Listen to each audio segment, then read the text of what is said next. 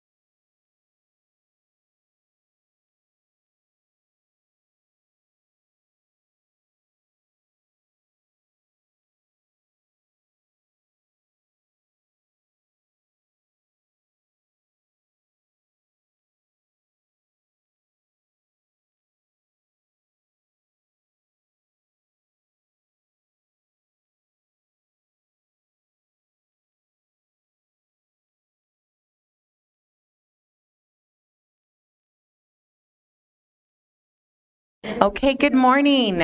Thank you for joining us for today's Board of Supervisors meeting. It is Tuesday, November 21st, and I'm going to ask for a roll call to establish quorum, please. Supervisor Bronson. Here. Supervisor Christie. Here. Supervisor Hines. Present. Supervisor Scott. Here. Chair Grijalva. Here. Let the record show all board members are present. Supervisors Bronson and Christie are participating remotely. Thank you. In preparation for this meeting, I received a communication from Dr. John Arnold, who is the CEO for PEP, and he asked if he could lead us in the invocation in honor of Supervisor Bronson's last meeting here with Pima County. Dr. Arnold. Since it's the time of Thanksgiving, I'd like to offer a Thanksgiving gift that Sharon gave to all of us. Just like to read a few thoughts that came to my mind. And as Sharon's listening, so I'd like to also just direct this to her if it's possible. So, dear Sharon, we missed you at the 14th annual chili cook-off. I remember being on the stage with Amy and looking in for the first time you weren't there. We will miss you, but you were there in spirit. Thank you for that. And thank you for that, which also led to the establishment of the Amato Youth Center, which I know is very close to your heart. You should be happy we finally celebrated 56 years of rural service. And many of those years were with you. Early on, they were with Bud Walker and Conrad Joyner. But then you picked up the ball and we carried it together. We saw a lot of great things. I remember the first time we met at the Arivaca Garden. You and I were scurrying between the greenhouses picking veggies, and I thought it was a great opportunity. But it was also the time that we interfaced together and realized that there could be, as successful as this garden, we could do many other projects. And along the way, we established the Arizona Rural Human Services Network. And that was a very big cornerstone for you because you believe that bringing rural people together, they could do great things. And so thank you for that. Also, on November 28th, that same group will be honoring the agricultural people of the valley. So your work goes on. We planted a lot of seeds together. We've seen a lot to fruition. It's been an investment in rural Pima County because it is where the city will someday be. So preparing for that, just think about Marana, Sharon, out there where we used to just see John Kai's cotton fields. Now there's growing houses everywhere. And so I was thinking about, we were so fortunate we had the vision to start the Don Fru affordable apartments for the people. If we hadn't done that, it would never happen without your vision. And also you and David Yetman saw the vision of making the Yaqui Village a permanent place rather than a repository for irrigation. So those are just some of the things I like to say that's very important. And I also want to thank you for the advocacy, if you allowed me. I remember during the pandemic, we were delivering food boxes to Arivaca, and each week we report back to all the Board of Supervisors. And sometimes I'd get out and sit in one of the potholes, and you all laugh, but I can say today, we do have a great road to our community. Transportation, good roads are a very sound investment in the future. So once again, all of these investments that we've made together are for the future generations. Thank you for that. Leave you with the words of Dr. Zeus on retirement. Don't cry because it's over. Smile because it happened. Thank you very much. Thank you. Now we're going to go ahead and ask Luke Knipe, the communications specialist with Pima County Communications Office, to come and lead us in the pledge. He's also a Tucson native and a proud Wildcat, so there's that.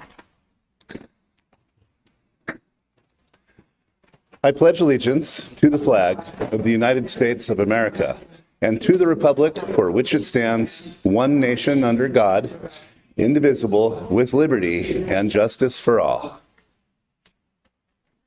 Thank you very much, Luke. And for the land acknowledgement, today is going to be offered by Stephanie Motzkin, the Honotham Outreach Coordinator with the Office of the Pima County Recorder. Please.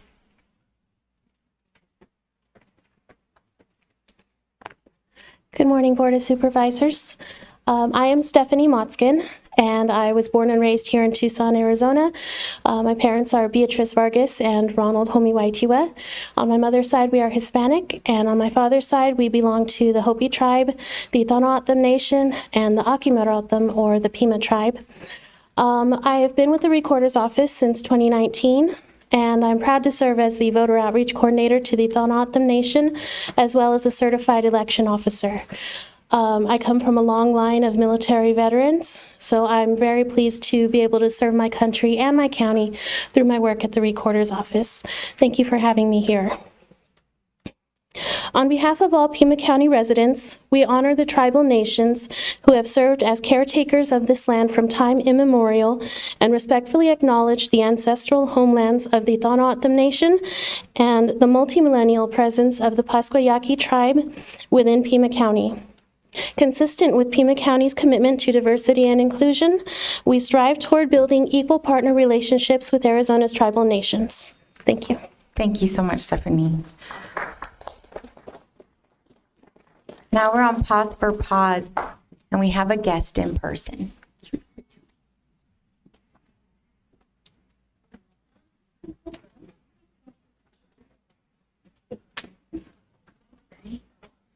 I know it.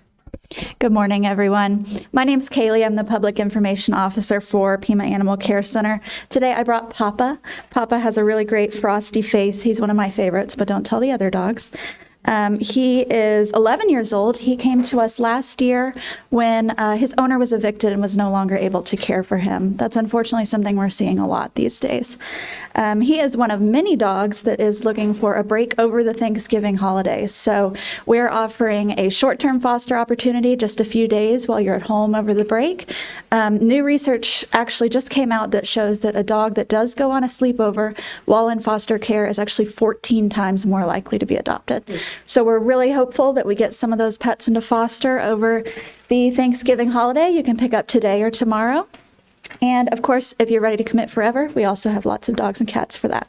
Thank you for having us. Thank you so much. And Papa's adoptable, everybody. I heard the sigh when you saw him. He's great. Yeah. So what we're going to do really quickly, we're having a little situation with the cameras, so we're going to take a quick break until that gets resolved. Hopefully a couple minutes. Okay, thank you.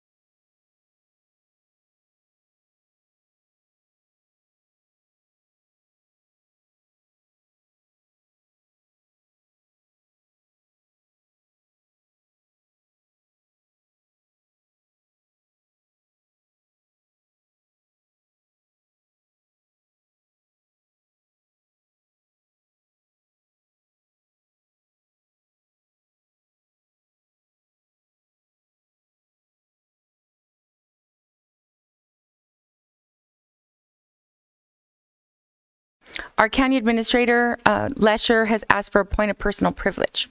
So go ahead and. Thank you very much, Chair Goody-Halva. And just a moment on behalf of the employees of Pima County to thank Supervisor Bronson. We are remembering that it was December of 1996, some 27 years ago, when she was elected to the board, and recognizing in these 27 years what we looked at is she has attended 630 board meetings. So thanks to everything she has done, and particularly recognizing the incredible work she has done, as we've heard already today from many, for the folks of rural Pima County, and making sure that that is a voice that is always heard. And in recognition of that, there is a short video that has been submitted by some of her colleagues from and constituents from rural Arizona that we would like to share with the groups. Thank you.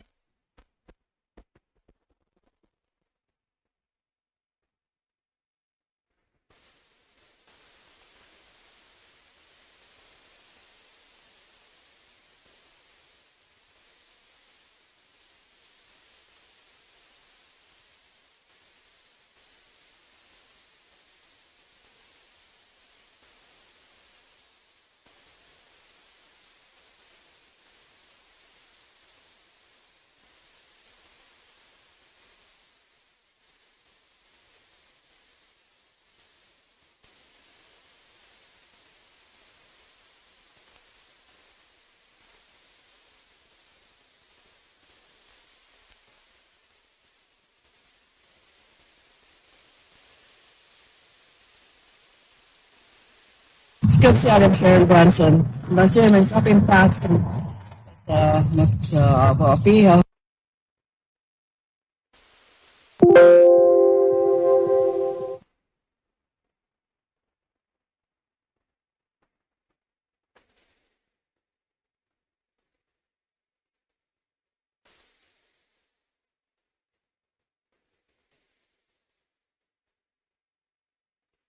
Skip the Adam Sharon Branson. The chairman's up in task.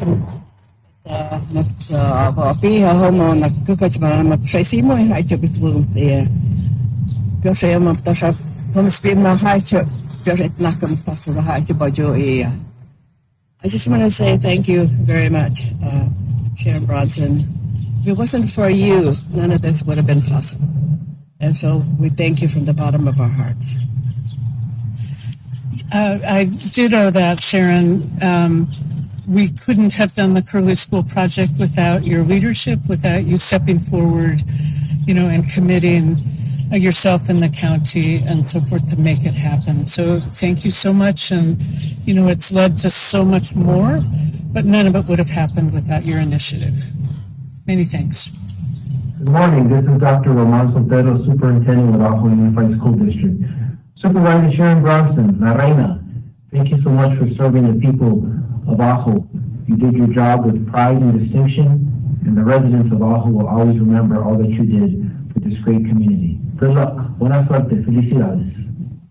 Thank you, Sharon, for supporting our community here in Ajo. Well, it's a sad day for Pima County.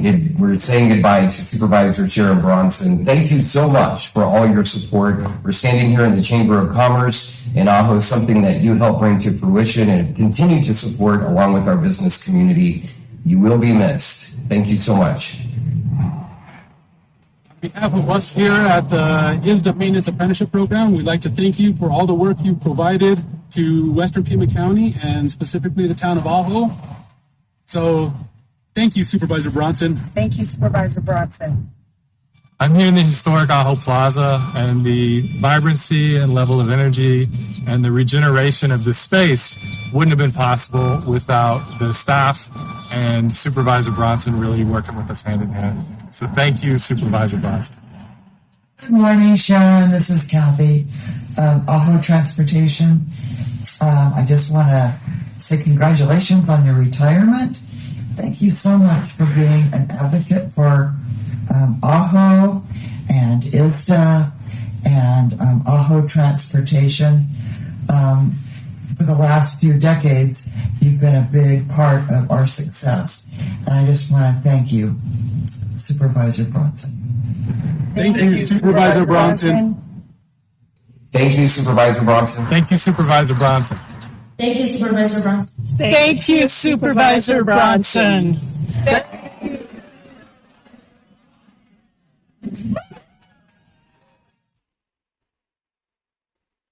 Thank you. That was very nice. Do we have any agenda? I'm Supervisor Bronson. Ajo is one of my favorite places, as is the Arivaca, Robles Junction, you name it, I sort of tearing over with that. I'm not really good at tearing over, but thank you, Ajo, for that. Thank you, Supervisor Bronson. Do we have any agenda adjustments? Madam Chair, yes, we do. On the regular agenda, page 6, item 25, it is the contract under procurement, ADP Inc., amendment number 11. Supervisor Christie has requested this item be continued to the board meeting of December 5th. On the addendum, page 1, item 2, executive session, it's regarding damages to Arivaca Road and potential legal options for the county. This item will be heard at a time certain of 12:30 p.m. Thank you. Thank you.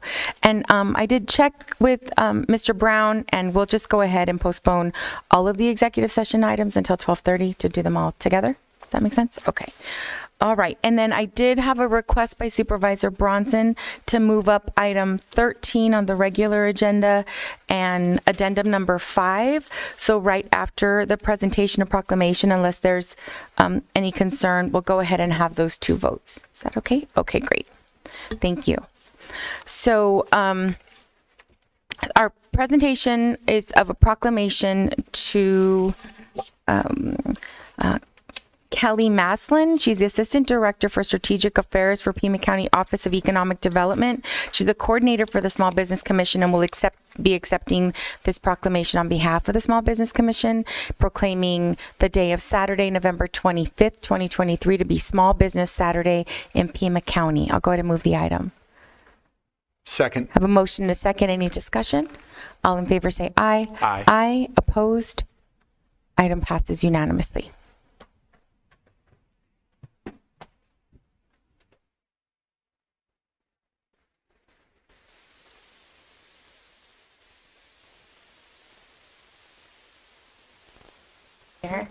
Sorry, small business.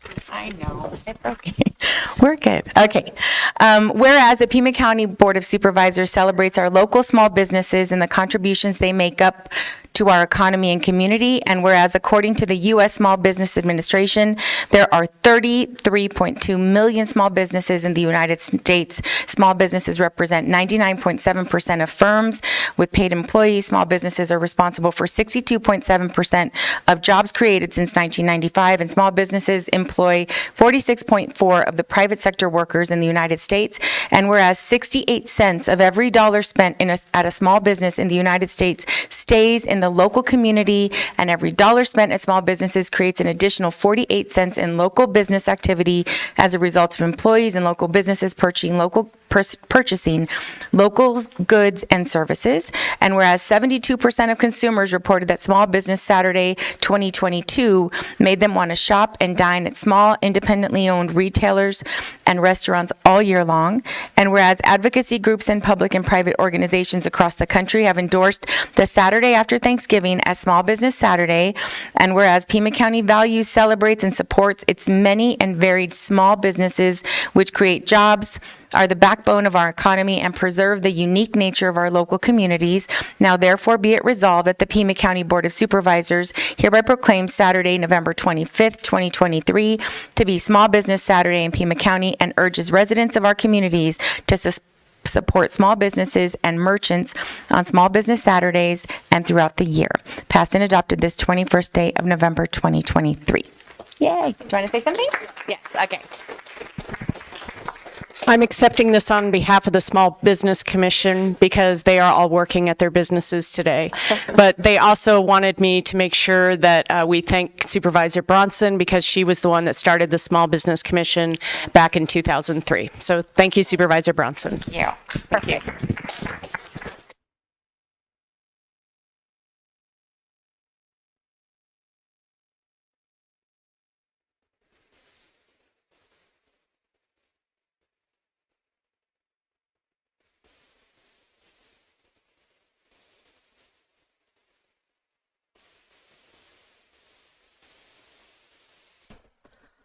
Okay, so now we'll move on to agenda item 13. This is unfinished business from 11/7/23, infrastructure needs in rural Pima County. This is a assessment and review of infrastructure needs in rural Pima County to include, not limited to, transportation and flood control, identifying the priority funding and timeline for projects with a specific emphasis on the repavement of Pima Mine Road, Arivaca Road, and the reconstruction of Blanco Wash Bridge at Silverbell Road. Supervisor Bronson, did you want to start us off? The Blanco Wash, I think they're starting construction. But again, rural roads in Pima County, the roads I mentioned, those are the only egress points for many people in times of disaster. So I just want to report from transportation. How do we fund it? We need to fund it sooner rather than later. That would be my preference. And I'd like some information from Department of Transportation as to when and how that will happen and what it will cost. Oh, okay. Did you want to vote to have the report come back at a certain time, or just direction to staff?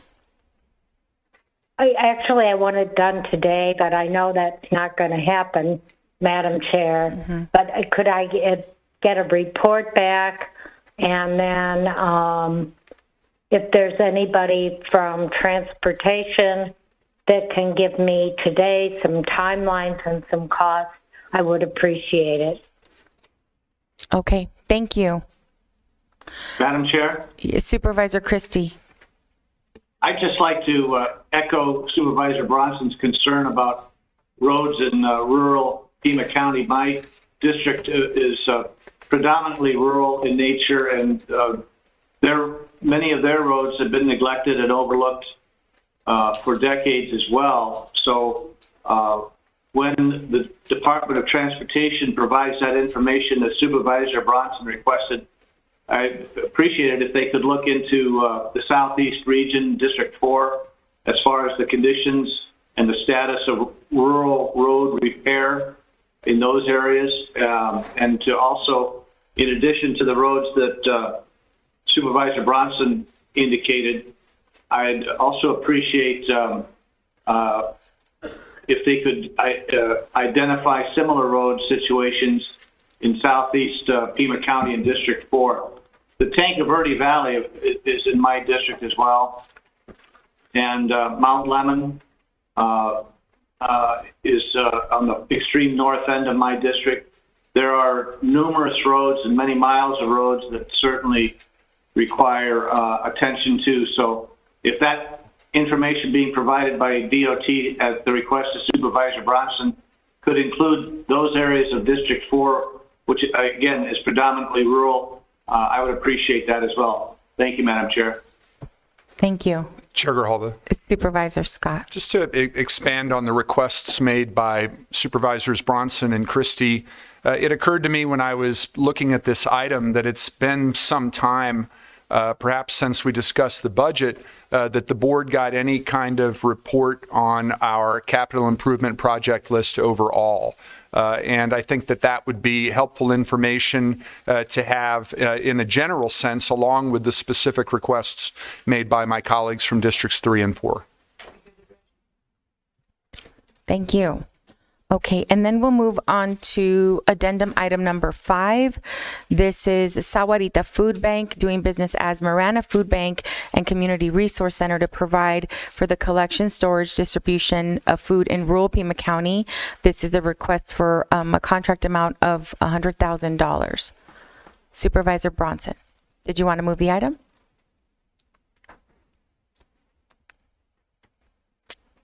I will move the item, but I think Supervisor Hines has added something. And Supervisor Hines, do you want to weigh in? I'll second the motion. And then I think that the item Supervisor Bronson's referring to is coming on December 5th. Are you speaking about the additional outside agency funding, Supervisor Bronson? No, I actually thought it was coming today. Oh. Supervisor Hines, you wanted to do, I just wanted the $100,000 till the end of the year, and then we would move on. But I think you wanted to do what I wanted to do. I was being judicious, but talk about what you want. Well, and then just be careful because it's not on this agenda specifically, but if you want to talk long-term, sure. And I think given... I thought it was on the second addendum, no? Number 5. So the contract amount that we're looking at is $100,000 for 6 months. Correct. Right. That's addendum. That's the item that we're on now. To take us to the end of the fiscal year. Yes, correct. And I moved the item. Supervisor Hines seconded it. Can we take a vote? Yeah, absolutely. Madam, Yes, Supervisor Christie. Yeah, that discussion before the vote, if memory serves me correctly, the Marana Food Bank was contracting with the City of Tucson Community Food Bank at one point, and Marana requested that they sever ties with the food bank of the Community Food Bank of Tucson for various reasons. My question is, if we're going to generate $100,000 from the general fund for the Marana Food Bank, is that amount going to be reduced in contributions to the Community Food Bank of Tucson? Or are we giving $100,000 to Marana as well as support to the Community Food Bank, even though Marana no longer has and has requested that relationship be severed? Administrator Lesher, and then we have the director of the Sahuarita Food Bank here that could probably speak to some specifics as well. Go ahead. Chair Grijalva and Supervisor Christie, at this point, what you have before you is simply the 6-month allocation of $100,000 from general fund contingency. It does not speak to a reduction in any other, the amount of funds approved by the board to any other nonprofit at this time. Please, go ahead. Good morning, Madam Chair. Just a moment, Supervisor Christie. Please. Good morning, Madam Chair and members of the board. I would like to make a point of clarification. In September of this year, the Community Food Bank made the determination that they would no longer work with and support the Marana Resource Center, which had been one of their branches. So this was not initiated by Marana. In fact, there was considerable disappointment. And so I just wanted to make sure that was clear, that it was initiated by the Community Food Bank. And Marana Food Bank is going to be your Sahuarita's umbrella organization. Yes, exactly. Okay. Yes, the Sahuarita Food Bank will help operate the Marana Food Bank in a collegial and collaborative way, bringing some of the expertise that we have and learning, of course, from them. Okay, I hope, Supervisor Christie, did you have a final or some additional, and then I'll call on Supervisor Hines. Thank you, Madam Chair. Just a general question. Are we still supporting the Community Food Bank of Tucson to supplement the Marana Food Bank at one time, or what is the status of our commitment to the Community Food Bank of Tucson? Chair Grijalva and Supervisor Christie, the food bank is one of the many agencies that the board funds through outside agency funding. I don't know the specifics of what that contract is that you've approved. Happy to get that to you. Well, my concern is that the support should be adjusted. We shouldn't be continuing to support one formally and then add on a new one. There was a situation, and correct me if I'm wrong, that the Marana Food Bank requested that it no longer do business with the food bank of the Community Food Bank of Tucson. And it doesn't seem to me to duplicate support in this situation when it wasn't duplicated before. So that's my concern. And if I could get some information about what the county is doing in supporting the Community Food Bank of Tucson and now supporting an additional $100,000 to Sahuarita DBA Marana Food Bank, that would be very helpful in this. Thank you. I'm happy to, sorry, Chair Grijalva, we're happy to provide that. I do want to be clear because I think, again, what I've heard is that this was not a decision made by Marana, but the Community Food Bank of Southern Arizona made the determination to, I believe, close the community resource facility in Marana, which led to Marana reaching out to Sahuarita to look for the collaboration. Yeah, and just to clarify, the demand for services continues to increase. And so I think the Community Food Bank here in Tucson started to look at what are the zip codes that are coming to our facilities and focusing energy on those, because at some point you have the demand outweigh, I mean, the demand is greater than what the resources that you have. And so I think that there was a transition that took, it was a number of months. Oh, and because I met with the Community Food Bank. So I think that we should probably have an update from the Community Food Bank to let supervisors that didn't have an opportunity to meet with the staff understand why they're focusing their energies this way, and that Marana said that they would be able to take Sahuarita under their umbrella. And so I think that negotiation happened. And so my understanding is this 100,000 is to help them through the end of our fiscal year and then perhaps reassess and also allow the Sahuarita Food Bank under the umbrella of Marana be able to apply for, Sahuarita by itself, other way around. Allow them to be able to participate in the competitive grant process from outside agency, but I think that that's the item that Supervisor Bronson was brought up, and that item is coming back on December 5th. Does that sound? Yes? Okay, please, Supervisor Hines. Yeah. So I would thank you for the invitation, Penny. Thank you for being here. I was actually at the Sahuarita Food Bank last week with my staff. It's a very impressive operation, and the need for food and food insecurity among our community members is going up. I know in many ways things are getting better, but for some people they are not. They are seeing, they're continuing to see demand outstrip the supplies and what they can provide. So to have the food bank in Marana potentially just go away is not acceptable. And so I think it's a very appropriate thing to have the county step in and address this. And in this country, nobody should be starving. In the ER, in fact, we see sometimes people will come in because they're cold and hungry, and maybe not so much other medical stuff, but it's a really big deal in our community, and it's something that we need to work on. So, and I would suggest that if necessary to help out going forward, we continue that same level of funding until other sources, like philanthropic donations, et cetera, can support it.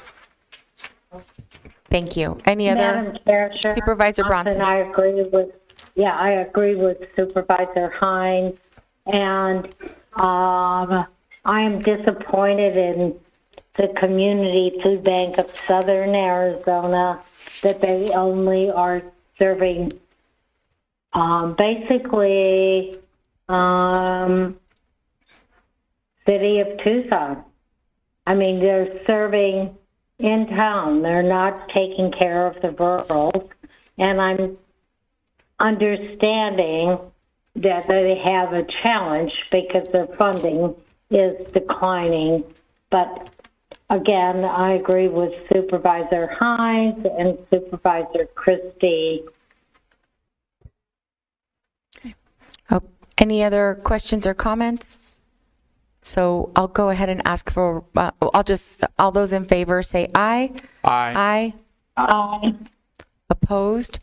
Okay, item passes unanimously. Thank you. No, Supervisor Christie, I think, voted no. No, that was a thumb up. Oh, that was an up. Okay, all right, got it. There's a thumb up. And I apologize when you're online, there is a delay. So if it sounds like we're talking over you, that's not the case, and vice versa. So I'll do our best to try to read. No, I get it. And I wish I could have joined you in person. But we do too. Not so much. Okay, bye. Thank you. I'm not hanging up. I'm just, yeah. Okay. We'll go to the next item. Okay, thank you, Supervisor Bronson. The next item we have is the call to the public. We have 32 speakers, which means everyone has 2 minutes. And when we get to the hour mark, I'll let my colleagues know where we are and how many speakers we have left, and we can make a decision then to extend the call or not. Citizens attending the meeting shall observe rules of propriety, decorum, and good conduct. Any person making personal, impertinent, or slanderous remarks, or who becomes boisterous while addressing the board, may be removed by the Sergeant at Arms if directed by the chair. Such person may be barred from future audience before the board. Unauthorized remarks from the audience, stomping of feet, whistling, yells, and similar demonstrations shall not be permitted by the chair, who may direct offenders from the hearing room. I think someone left their glasses on the, those look familiar to anybody. They just kind of appeared. Okay, so I have Tony Bruno, followed by Dana Cormish and Amy Bass. And if I call your name, you're welcome to come up and sit in the front row. 34 speakers. Okay. Good morning, Chair Grijalva and board members. I just want to say that I live at 28250 South Foxwood Way in Amato. I have been a community activist for 40 some years, maybe longer. And I've had the pleasure of working with some of you in the past or some of your family members. But Sharon, you have been a key player in everything I have done throughout my whole career. Not only am I a community activist, but I think I'm an instigator as well. We've not always agreed, but we've always come to some good conclusion in the end. And as the video showed, I had the pleasure of working with you in Ajo and 3 Points, in Amato, Vale, and many other areas through the community food bank, building some of these branch banks you all were talking about previously. And not to mention in Amato, the clinic, the food bank, and more recently, the Amato Youth Center that just opened. The effects of what you have done, Supervisor Bronson, with your support will affect generations upon generations in rural communities. And I thank you for all this hard work you have done with us. Thank you. Dana? So I've lived off Ironwood Hill, just east of Painted Hills, for 37 years. And I can't list all of Sharon's fine qualities. There's too many. And I know you guys want everybody to talk. So you vote the way I would vote almost all of the time. Thank you so much. And thank all of you too. Thank you. Amy Bass? Thank you. Good morning. Thank you for this moment. And Sharon, we're just, bittersweet. Hope you enjoy what lays ahead for you, and want to thank you. As the Executive Director of Prevention at PEP, we have Dr. Arnold here, Tony Bruno. Sharon has been instrumental in so much of what we've done in serving the rural community.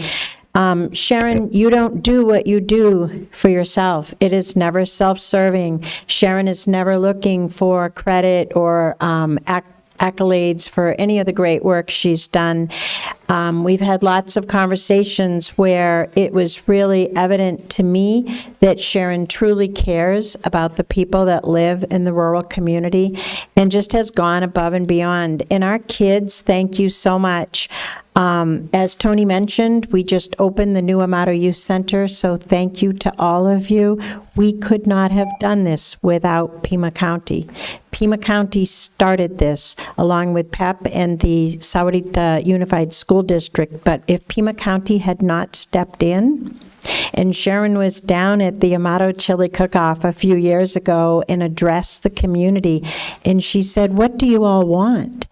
And they said they wanted a youth center, and today we have it. We just did the grand opening, and I'd like to present this plaque. It says, Sharon Bronson, Rural Community Champion. Together, we are building futures. Amato Youth Center grand opening, October 21st, 2023, from PEP and the Amato Youth Center and all the kids. So, thank you so much.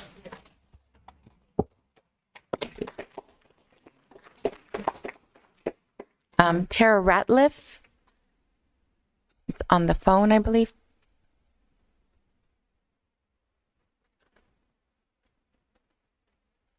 Tara? Hello, can you hear me? Yes.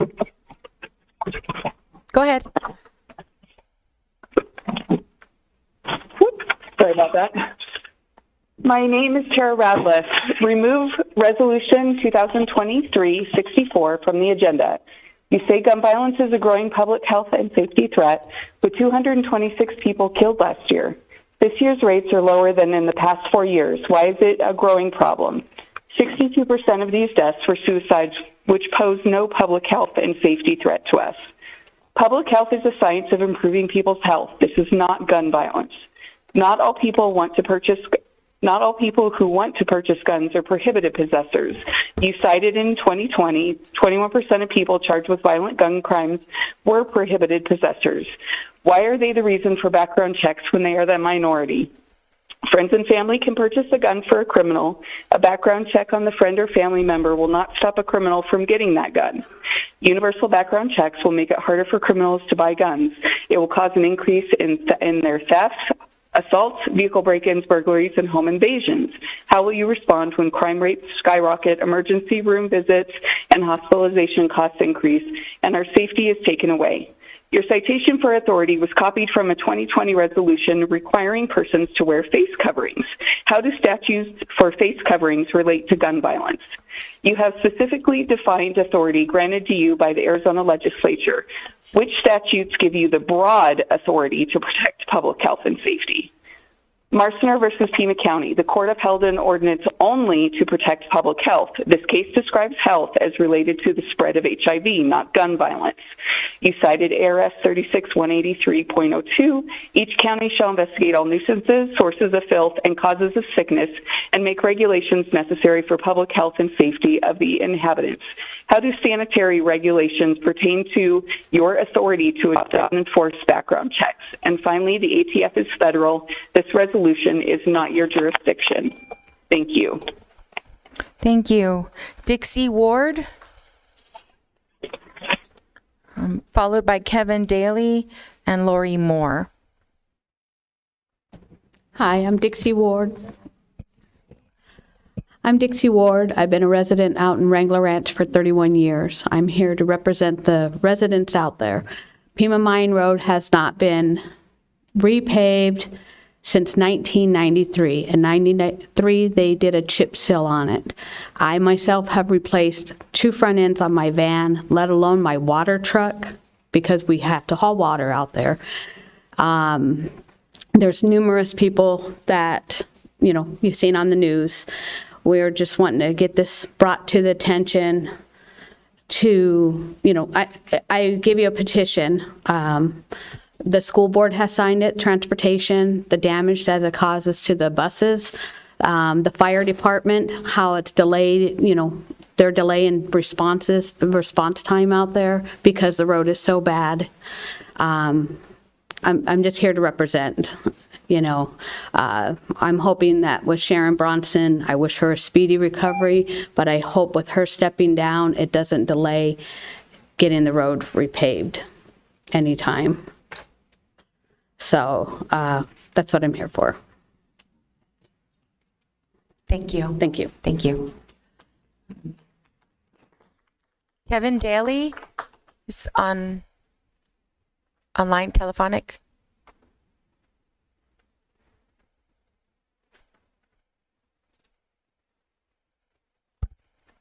Kevin?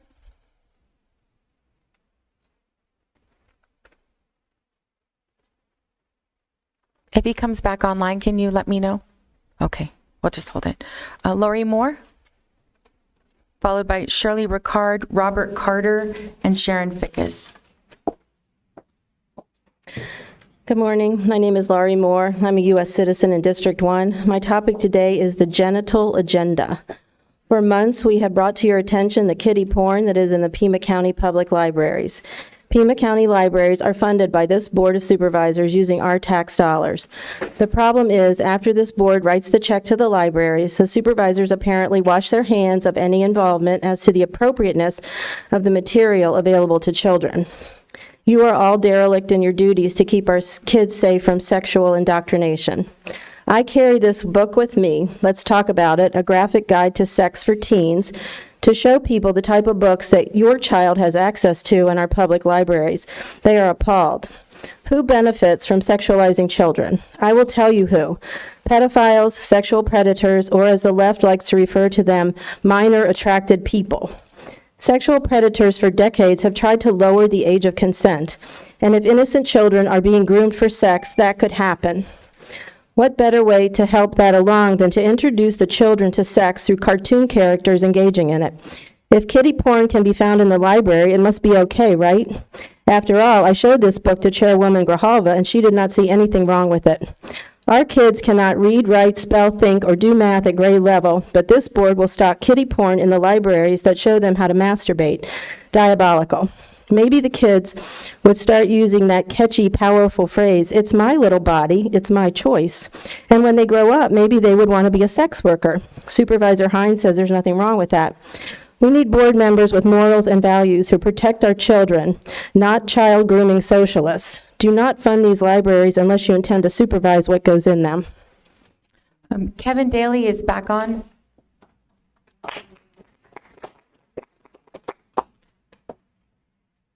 Kevin? Can you hear me? Yes. Go ahead, please. Okay. I'm sorry. Could you hear me? Yes, we can. Go ahead, please. Oh, thank you very much. Sharon, during your 25-plus year reign, you've transformed the Flowing Wells from dusty, neglected, and forgotten to recognition by the National Civic League as an all-American city. This recognition beat other large incorporated cities who brought their large entourage and marching bands. For the first time, Flowing Wells area residents were finally provided the services they paid for and had not been getting. You fought for our working class community. Your legacy is that you understood that your job was to focus on the basic services first that make it possible for our citizens to address needs for safety and quality of life. Your partnership with the Flowing Wells Neighborhood Association and Community Coalition and the Flowing Wells School District resulted in securing tens of millions for our children to participate in enhanced after-school and many other educational programs that would not have been possible without your advocacy. Since Flowing Wells lies in the city and the county, you embraced with gusto collaboration between city and county that our citizens need and advocated. During your tenure, your successful efforts that have brought hundreds of millions of infrastructure improvements to the Flowing Wells area, a short list includes the Flowing Wells Branch Library, the LE Town Community Center, Flowing Wells District Park, Curtis Park and baseball fields with lighting, Dan Felix Park and soccer fields, Corey Louse BMX Park, regular paving of neighborhood streets, major road improvements, traffic signals, street lights, hawk lights in front of our schools, sidewalks, fire hydrants, drainage improvements, WIC services, and an upcoming county services center. Sharon, your legacy is secure. Flowing Wells in our county is a better place because of you and your service. You have changed lives in a grand way, and we love you. Enjoy your retirement. Love you, Sharon. Thank you. Shirley Ricard. New topic. I've been wanting to speak about this for several months now.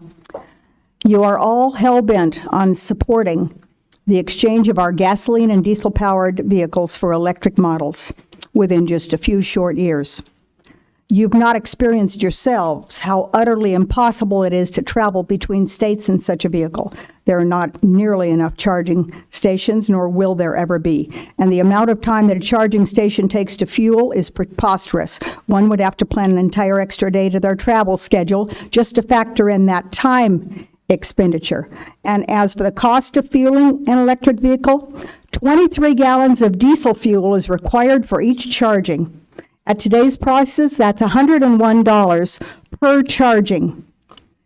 Those two factors, time and cost alone, are prohibitive. And that's one hell of a lot of fossil fuels. Wasn't that the primary reason to eliminate gasoline and diesel-powered vehicles in the first place? I'm so confused. And what about the lifespan of lithium batteries? Where exactly is lithium mined? How many children does it take to provide for your luxury lithium-powered vehicle? Thousands of children in the Congo are used to mine cobalt by hand. A single EV battery needs 60 pounds of cobalt, 130 pounds of graphite, and roughly 500 pounds of steel, aluminum, manganese, and plastics, and other materials. But thankfully, none of that awful coal is involved. So,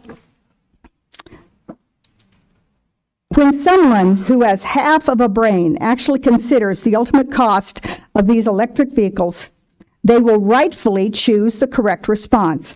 No, thank you. I'll keep my gasoline-powered vehicle. Robert Carter. followed by Sharon Fickus, Melissa Westbrook, and Liz Casey.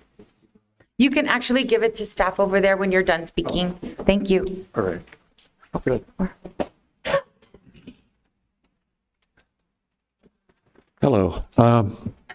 My name is Robert Carter. I've been a programmer for 42 years. I worked for the top corporations in America. I worked for IBM, McDonnell Douglas, Lockheed Missile and Space Company, Raytheon, Hughes, Intuit. So I have been a software engineer for quite a long time. And one thing I noticed in this election was that there was something very odd about it that caught my attention. Why? Well, I'm also a mathematician. And so I saw this number appear on my, what you might call a letter that was sent out from the Pima County Republican Party. And in it, it was published by Dave. And he said, you know, only 26.5 Republicans have voted at this point. And that caught my attention. 26.5, there's no such thing as a half of a human being. So I ran the information through what they call a state table. That's a mathematical concept. It's also used in programming. And I looked at the fact that 0.5 is kind of like a prime number. It's divisible by 1 or 5, okay? So then I came up with an interesting perspective, and that was Regina was getting a 1.5 weighted race factor, and our other opponent, Janet, was getting 0.5. So when you run it through the algorithms and you run it through some analysis, you find out that Regina got 57,512 votes at the end. Janet got 30,000. Yet if you ran it through the weighted algorithm, it's just the opposite. Thank you. Okay. Sharon Fickus.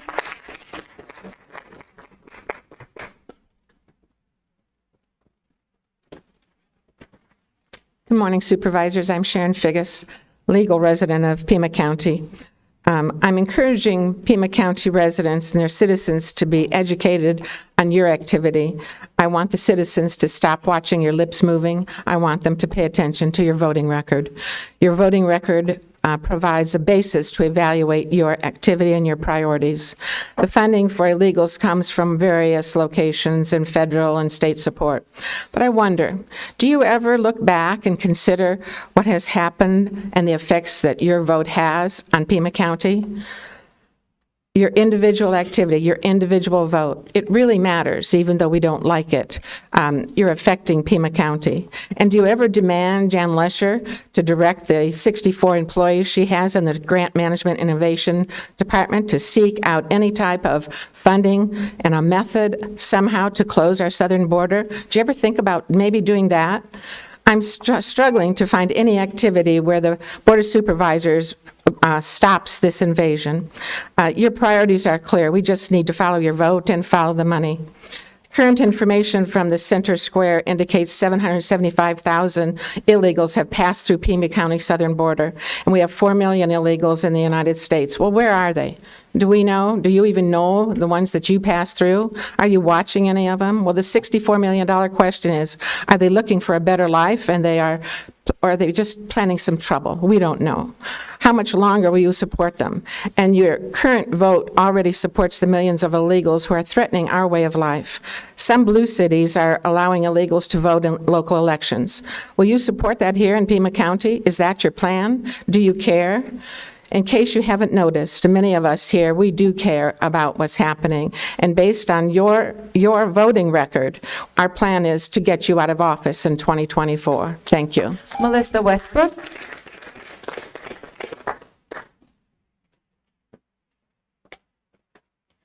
Good morning. My name is Melissa Westbrook. I am a resident of Pima County. I'm wearing my Moms Demand Action shirt. Moms Demand Action is in support of the resolution for background checks for private gun purchases. The rest of what I'm going to say comes from me. I volunteer in a kindergarten classroom. I've been through fire drills. I've now been through my first active shooter drill. 23 children who I thought could not stay silent had to crouch in a corner in the dark and stay silent for 20 minutes. I didn't think they could do it, and they did it. None of us grew up like this. This should not be their lives. Moms had an event at the U of A, Yay Wildcats, and I was on a bench holding a sign for our group. And some kids stopped and said, well, what is this about? And explained to them. I explained to them that when I went to the U of A, I never once worried somebody would bring a gun into my classroom and shoot my classmates and myself. And I said, and you shouldn't either. I'm asking you to be the people you are. You were elected for leadership. We have to be a common sense and moral country. It is immoral to allow children to be slaughtered in their classrooms. I support you, and I hope that you will pass this resolution. Thank you very much. Thank you. I'm going to speak. Can I speak too? Did you fill out a card? Yes. Okay. I thought we could come up here together. We're from the same group. Yeah, go ahead and then can you introduce yourself and I'll find your card. Okay. But wait, we're going to go ahead and start the time. Sure. My name. But usually, we call you up when. Oh, okay. I can sit down. No, that's okay. You're already here. Go ahead. Okay, so I'm here on behalf of Moms Demand Action and as a teacher. This is my 50th year as a teacher, and I started in Brooklyn, New York. And my first year teaching, I was 21 years old, and one of my students brought a gun for show and tell. And he got it from under his mother's bed. She kept it there for protection. It wasn't licensed. It was just there. When she wasn't looking, he went underneath her bed, put it in his backpack, and brought it to school. So I am asking you to make sure that all guns are licensed and that we are aware of them. So I luckily walked out of the classroom. We all walked out that day. This was 1973. But you know what's been going on. That's my time. Oh, so just yesterday they caught somebody in West Hollywood, luckily before he went into the school. He was brandishing a rifle. That was yesterday. Thank you. Thank you, friend. Liz Casey. Then after Ms. Casey is Sharon Green, Igor Freitas, and Javier Martinez. Hi, there's several of us here today from several different groups ahead of the proposal that you will get soon from the Blue Ribbon Commission for likely $400 million going into an expanded 3,100 bed jail. So on November 7th, the county administrator released a memo assessing Pima County Jail healthcare provider NAFCare. Pima County Jail is one of the deadliest jails in the country, and as the memo admits, often leaves our community members sicker and worse off than when they were admitted. Since 2022, at least 33 people have died inside the jail or upon release, situating the jail's death rate at nearly 4 times the national per capita average. The memo makes plain that health care cannot be provided in a carceral setting and that the provision of care within the Pima County Jail is horrifyingly inadequate, yet notes that not much can be done. The memo acknowledges that any programming inside a jail is entirely contingent upon release deadlines, potential lockdowns, and regulations. It is not directed by medical need or best practices and must contort itself to fit in within a fundamentally harmful system. This observation is underscored when the county administrator notes physical and mental health conditions may be exacerbated by detention and the trauma of diminished contact with family and friends, loss of employment, and uncertainty of their prosecution. Some of these traumas can be mitigated, others cannot. The memo notes that the population within the jail is disproportionately composed of people from under-resourced communities who are experiencing chronic and acute health conditions.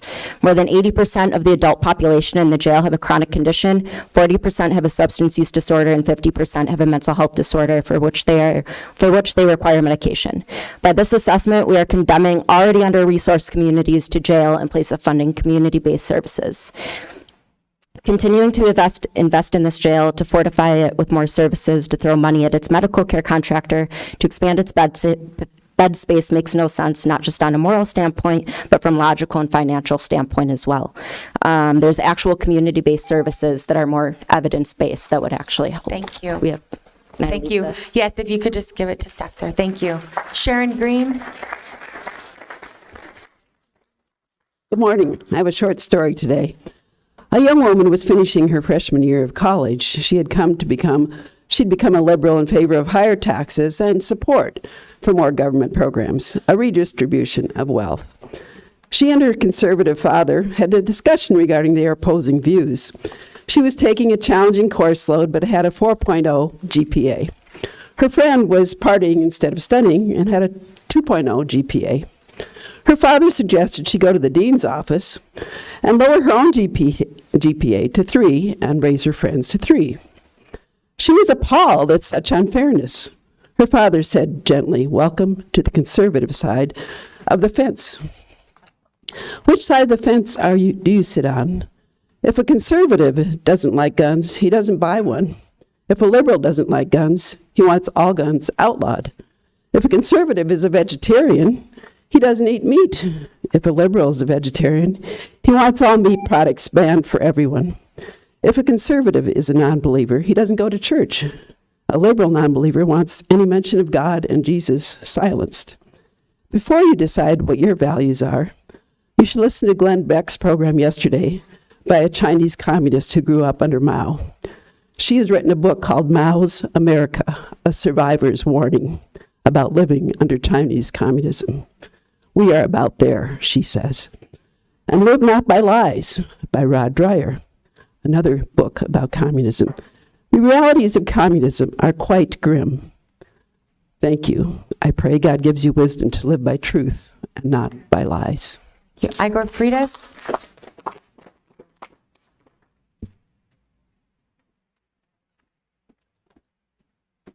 Hello, everybody. Good morning. My name is Igor Freitas, and I'm from Florida. I'm living here for work. I'm enjoying my time here, and I can see Tucson as a future home. I'm here on behalf of myself, and I would like to speak regarding the proposal to expand Pima County Jail in hopes just to start the conversation. I'm a healthcare worker, and as a healthcare worker, I've seen that there's been implementation of questionnaires regarding social detriments of health, lack of housing, or financial instability in terms of utilities, transportation, and food security are a common trend among patients I take care of, especially among Black, Indigenous, and people of color. It's a major factor in stress, which studies have showed can lead to hypertension and diabetes and other health issues, which, needless to say, negatively impacts quality of life and leads to further financial burden. It makes sense to allocate funding towards things that meet the needs of people and not jails. Raising minimum wage, basic needs like food banks and schools, public housing, etc. Only 4% of Tucson residents think that we need more police in communities. Thank you. Thank you. Javier Martinez, followed by Gisela Aaron, Robert Royce, and Jacob Irwin. Good morning. My name is Javier Martinez, and I am an outreach worker with Community on Wheels. And I'm here to state my opposition on the expansion of the Pima County Jail. The region is currently overcome with enormous disparities due to racial and socioeconomic inequalities. A study done by Just Communities Arizona found that the top demands for community safety were community-centered alternatives to incarceration, which were at 44%, while 39% desired for more accessible mental health and substance abuse services, and another 36% wanted more affordable housing. When such severe number of folks are lacking services in the community already, it's a dense oversight to expect that even the prison's transition center can mitigate released inmates' ability to access housing and services. We are dealing with an enormous gap between houselessness and providing all our vulnerable groups with basic fundamental needs outside of the prison. Additionally, the Tucson Pima Collaboration to End Homelessness Gap Assessment clearly indicated that this region is at a stark shortfall with housing and supportive services. It shouldn't have to be explained to you all, as you are supposedly representing our values and needs and have this information available. about the 550 units for permanent supportive housing, which total at about $9 million to fund annually for family, households, and adults alone. This could allow for programs to support individuals with co-occurring disorders, harm reduction, and jail diversion programs and services, which would also provide facets of behavioral health specialists, caseworkers, nurses, psychologists, etc., and with more accessibility throughout the region. The list of possibilities can continue when discussing how we currently lack navigation and other divergent services where the demand to reach our need will fall just under $400,000 for just the two aforementioned categories of groups stated by the analysis. This is just a margin of what's needed. If you want to Yeah, submit I can that. drop off Great. what I have. Thank you so much. Appreciate that. Gisela Aaron. Good morning. My name is Gisela Aaron, and I assert that the recent city election is yet another example of election interference. Your machines run an average weighted program to select a winner, as Mr. Carter explained. This correlates with Dr. Walter Doherty, who concluded when he evaluated the cast vote records in 2020 that it was artificially manipulated. 17 races in Pima County and 10 races in Maricopa County have been found to be steered by an algorithm embedded in the tabulator. And how did I come to this conclusion myself?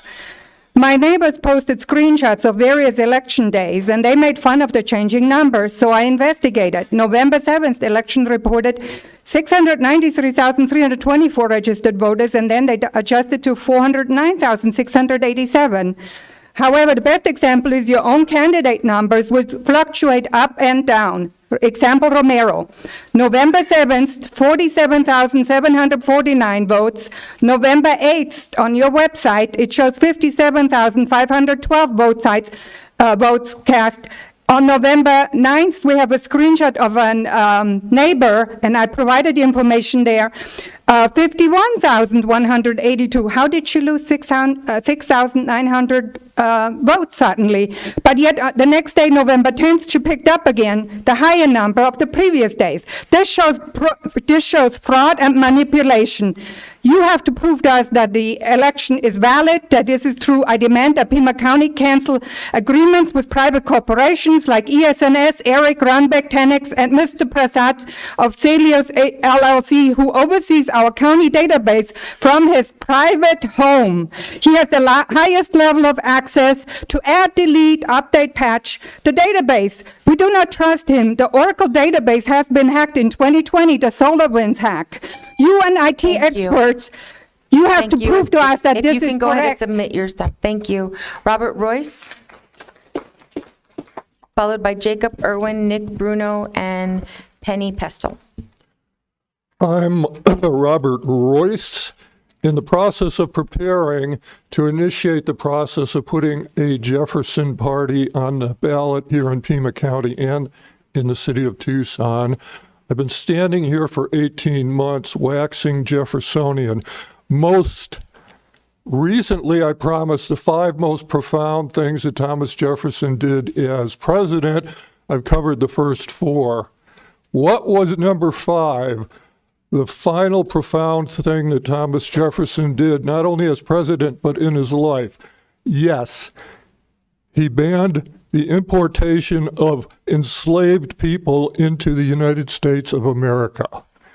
He took every last ounce of political capital that he had accumulated throughout a lifetime of public service. He called every single member of Congress into the presidential mansion, twisted some arms, reminded everyone of what they owed him, and commanded them to vote for the bill to ban the importation of slaves into the United States of America, with the result that on the first day that the Constitution allowed the despicable practice of kidnapping African people and putting them on ships and stripping them of all civil and human rights and condemning them to a lifetime of toil was ended. Slavery did not end. Jefferson at the time thought that the next generation of more educated young people would end the despicable practice. By the time he left office, by the time he died, he understood that it would take a conflagration. But the beginning of the end of our national dishonor started with that act. Thank you. Jacob Irwin. Thank you. My name is Jacob Irwin. I'm a Tucson. I'm a Tucson resident. I live in Poets Corner neighborhood, and I wanted to talk about this proposal for a new jail. Tucsonans don't want a new jail. They want affordable housing. The Just Communities of Arizona study that's been previously mentioned demonstrated that among needs in Arizona, affordable housing is by far the biggest concern. Notably, more police is tied for last in that study that polled over 1,200 Tucsonans. And only 4 of the over 1,200 folks said that public safety was their top concern. Tucsonans want affordable housing. They don't want a new jail.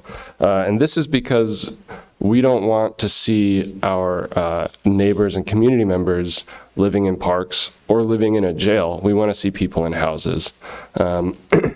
And according to the National Low-Income Housing Coalition, only 24% of Tucson's low-income housing needs are currently being met.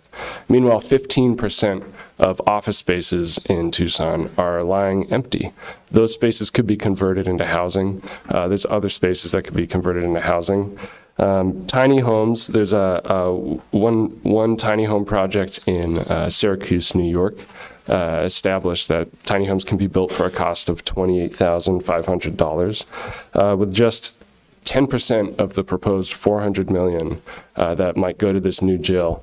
We could build 1,400 tiny homes in Tucson and meet a huge housing need there.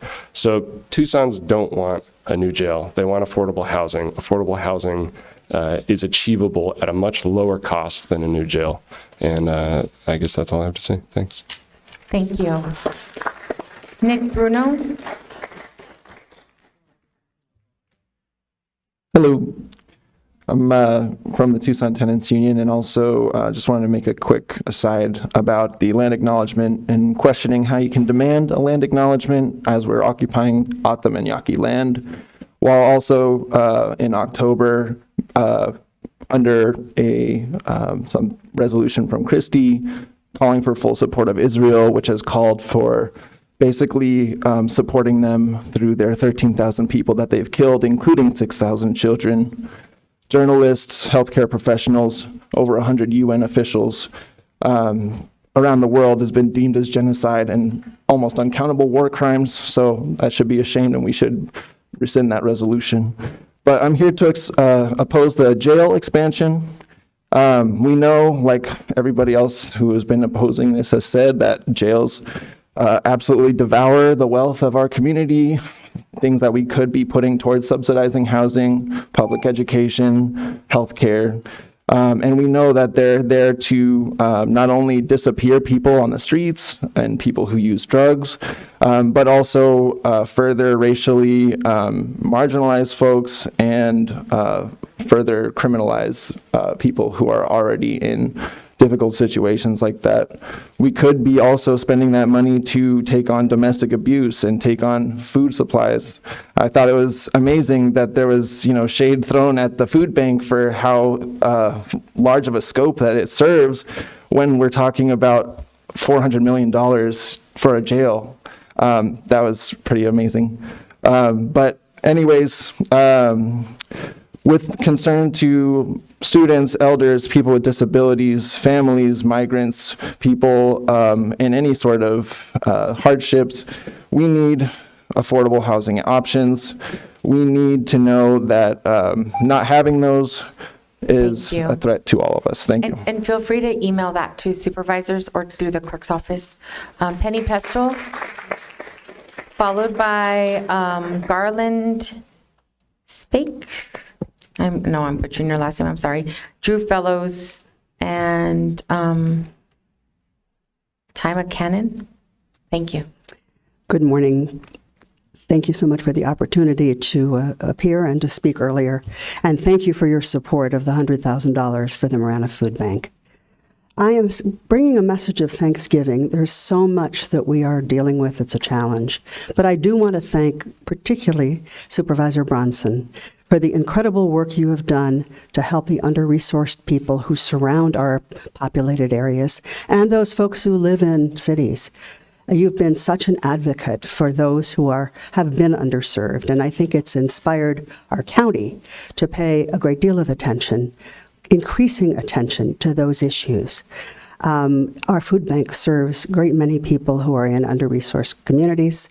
Marana has many small communities that surround it that need those services, and we want to make sure that there is support for these folks. The county has been extremely helpful in looking at the needs in these under-resourced areas. There are now resource navigators in many places where there were not before. Arivaca is a great example. And this kind of service in our rural areas will address some of the issues we're talking about this morning, including criminal issues, minor criminal issues that do arise from poverty, because there is a connection. So thank you for the work that you are doing to expand the services to rural areas and to meet the needs of the underserved in our communities. Thank you. Garland?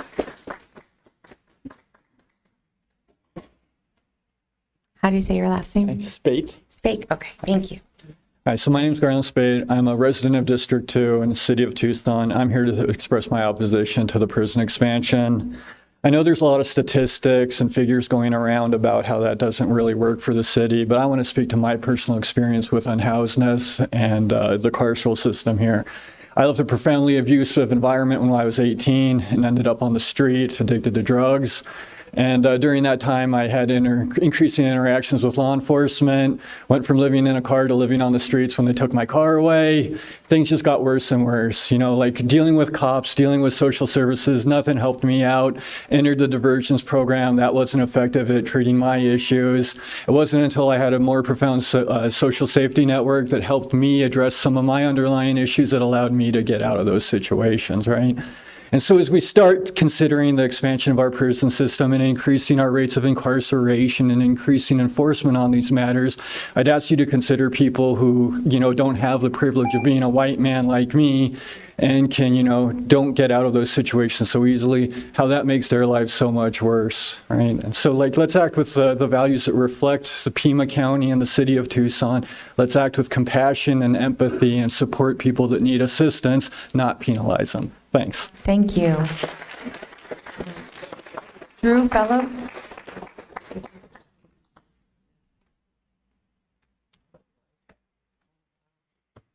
Hi, good morning, Supervisors. My name is Drew. I'm here with the No New Jail Coalition and a member of the Party for Socialism and Liberation here in Tucson. Why are we here? The board is going to hear a proposal from the Blue Ribbon Commission with the possibility of expanding the Pima County Jail to the tune of $400 million, building 3,100 new beds. We oppose the building of a new jail, plain and simple. There are countless problems that the Pima County Adult Detention Center faces that will not be solved by taxing $400 million and building a brand spanking new jail. There are many of us here today to speak on the multiple cascading crises that our incarcerated loved ones are facing. And I will speak on how overcrowding is killing our loved ones. Pretrial detainees are living in squalor. People who are not even guilty of a crime, they're being left to wither away and die. One middle-aged woman was left alone for months on end, developing bed sores due to neglect, who ended up passing away at a Banner facility. Her death is not counted because she passed away outside of the walls of Pima County Jail. At least 3 suicides have taken place in the past year. Dozens of young men have died from fentanyl overdoses. We have a higher death rate in Pima County Jail than the notorious Rikers Island and Harris County Jail in Texas. Clearly, our jail is understaffed to the point of willful neglect on the part of the county. If there isn't any way to hire more corrections officers, then why is the county jailing more people than the county can handle? We saw a period of decarceration in 2020 during the height of the pandemic. We didn't see increased crime rates. This is because people's basic needs were met. People's healthcare was somewhat subsidized. There was a moratorium on evictions. People were getting money in their pockets from the federal government. When people's basic needs are met, petty crime and violent crime decreases naturally. If the county wants to take seriously the call to stop all death in Pima County Jail, it must call on the Sheriff's Department and County Attorney's Office to stop putting so many people in jail. We need money for homes and education, not for jails and incarceration. Thank you. Thank you.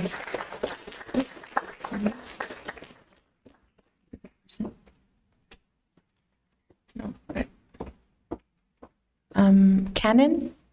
Thank you. Is it Tama? Tama. Okay, thank you. Yeah. I didn't want to butcher your first That's okay. name. Thank you.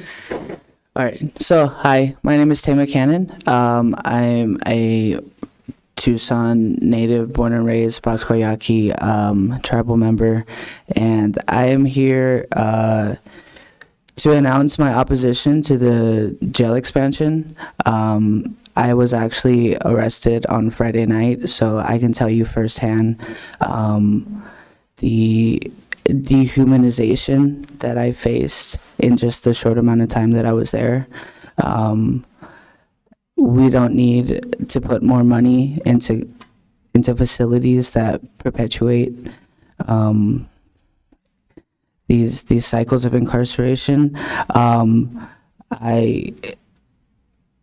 The time I spent there was actually pretty traumatizing, and I was only there for like 9 hours. I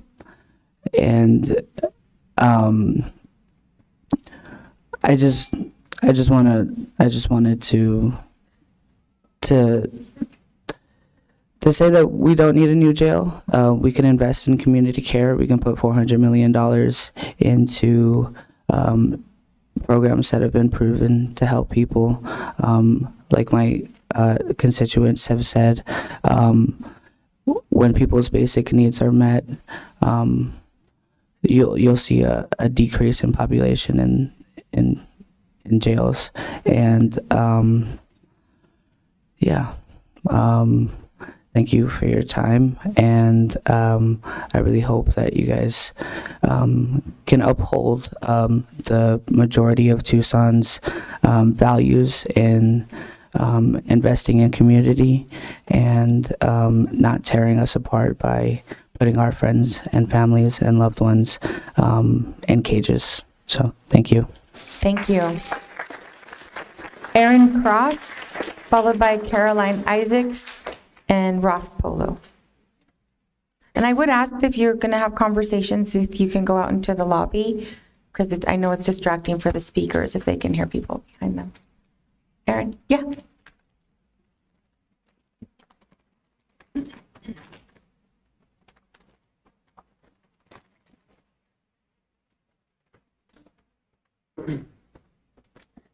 Good morning. I'm Sergeant Aaron Cross of the Pima County Sheriff's Department, formerly your Sergeant at Arms. But today I appear before you as the President of the Pima County Deputies Organization to draw your attention to what I believe to be an unfair rule for all of Pima County employees. Currently, if any county employee has a break in service, so they step away from Pima County and come back, those years are invalidated with respect to their pay scale. Due to the recent pay raises, dozens of Sheriff's Department employees were told that any years of service that occurred before the break in service were invalidated for their pay. They filed appeals, but those were DOA on the sheriff's desk. I'll give you a few examples. One deputy left for 10 months before returning, 3 years invalidated. Another detective left for 6 months, 4.5 years invalidated. One detective left for another agency for 12 days. Not even a pay period before returning, 4 years were gone. Now, employees leave for a multitude of reasons. Sometimes they have to take care of a sick relative or a dying father out of state or starting a new family, and they shouldn't be punished for coming home. We should welcome them. Furthermore, this rule it's hurting our ability to hire experienced previous employees, and especially considering that other agencies are taking county time and counting that for their pay scales. I feel like we should do the same for our own. Bottom line is, I think that when you leave Pima County, the clock should stop, but it shouldn't restart. So I'm requesting on behalf of all county employees that all county time counts, and these employees should be appropriately placed in the new pay scale structure immediately, as they've already been missing out on pay. Lastly, I want to say to Supervisor Bronson, I live in your area and worked every single part of it during my career. Thank you for being an advocate for the rural, often forgotten parts of Pima County. Enjoy a well-earned retirement. Thank you. Thank you. Carolyn Isaacs.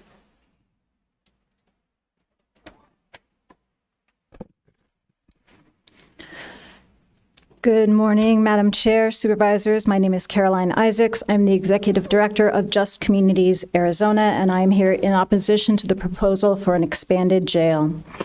This is a moment when our leadership must decide if it's going to prioritize investing in our communities or locking them up. As you've heard, last year, JCA conducted a survey of people across the city of Tucson, asking about a range of quality of life issues, including housing, education, jobs, and public safety. More than 1,200 of our neighbors from across the city responded to the Reimagining Community Safety Survey, and I've provided you with a few copies of that report. The survey revealed that Tucsonans are deeply troubled about housing and homelessness. When asked where they want resources invested to create greater community safety, affordable housing topped the list, chosen by 52.1% of respondents. The survey also revealed that Tucsonans do not view law enforcement as a solution to the problems they face. Just 4% stated they wanted more police, and absolutely no one asked for a new, bigger county jail. Perhaps this is because a growing proportion of our families have personally been impacted by criminalization. Nearly 40% of your constituents said that they or a family member have been arrested or incarcerated. The fact that so many of your constituents have encountered these systems firsthand means that we understand the root causes of crime, addiction, mental illness, and trauma are complicated and nuanced.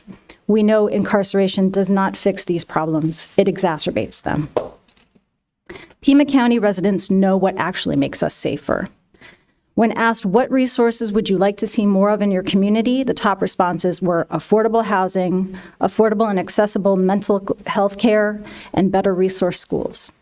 Similarly, when asked how we could reduce racial and socioeconomic inequality, the answers were community-centered alternatives to incarceration, more accessible mental health and substance abuse services, and more affordable housing. Thank you very much for your time. Thank you. And you submitted those comments to staff so we can see them? Okay, great. Thank you so much. Ralph Polo, followed by Yvette Borja and Roxana Ziegler.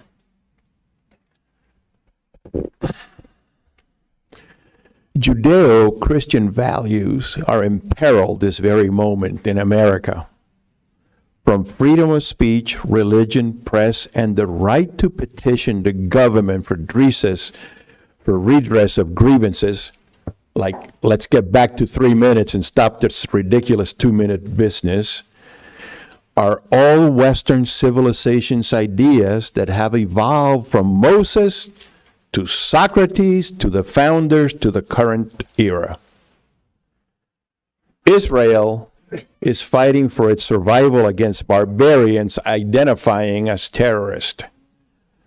The horrors committed by Hamas are beyond the pale of what sane human beings can accept. Yet the United Nations finds a way to protect the Palestinian terrorists and blame Israel for defending their country and their civilization. Open borders, supported by you and Tucson mayor, allowed thousands of illegals, many of them terrorists, into our fair city and its surroundings. When we experience terrorist attacks right here, it'll be on your conscience. What will your excuse be then? And who are you going to blame? There's an ideological war of civilizations being fought now, and we must win, or the freedom of Judeo-Christian values will perish and be replaced by an intolerant civilization. Yvette Borja.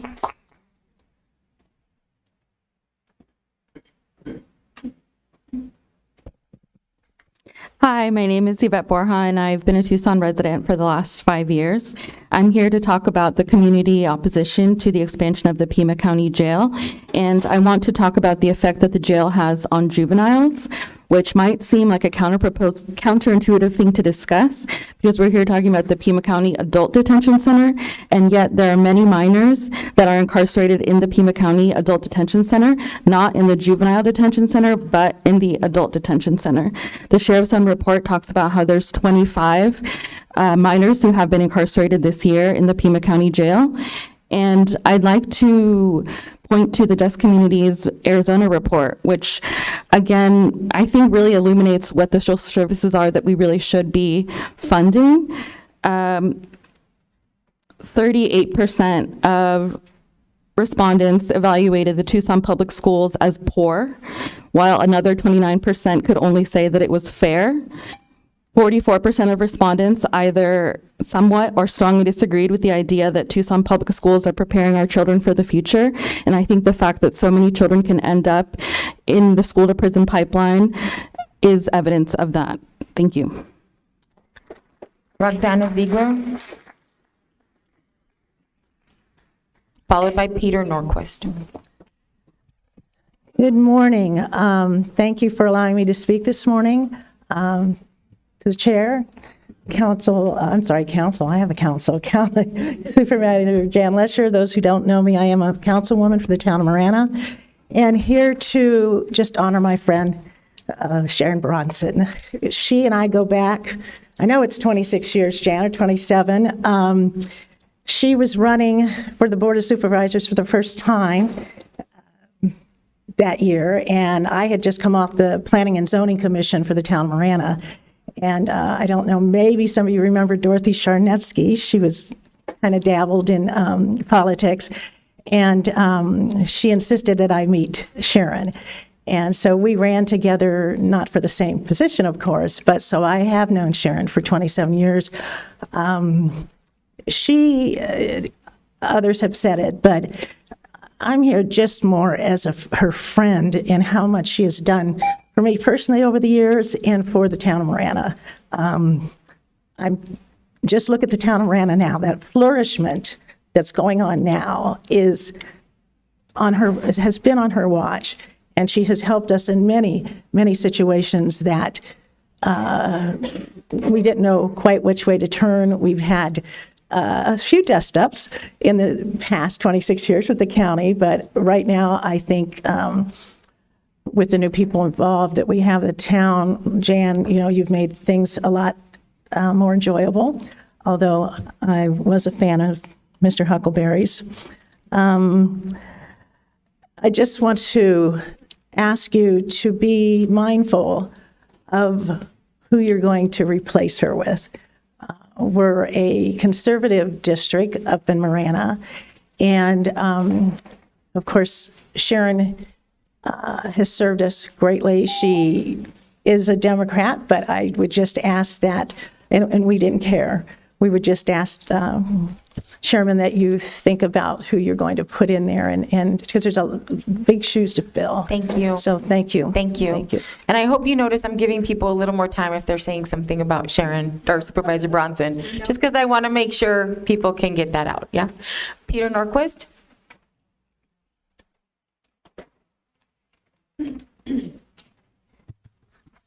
Good morning, Supervisors and Administrator Lesher. My name is Peter Norquist, and I'm going to try to hit 3 items in 3 minutes. Beginning with item 40, we know inflation is a concern, but why does the county need to pay over $706,000 over a 4-year period to install a flashing yellow arrow at the Romero-Ruthroff intersection? The breakdown is for a design and administration cost of nearly $250,000 and a construction cost of over $456,000 in fiscal year 26. These are federal funds coming out of our federal taxes. Item number 41, I'm also wondering why the county needs to devote $20 million over 6 years to improving a 1.3 mile stretch of road, especially if it's supplemented with an impact fee program that collects funds from nearby office and residential developments. The project will employ, quote, innovative technologies, including mile vision at signalized intersections, which provide traffic signal network connectivity and real-time monitoring.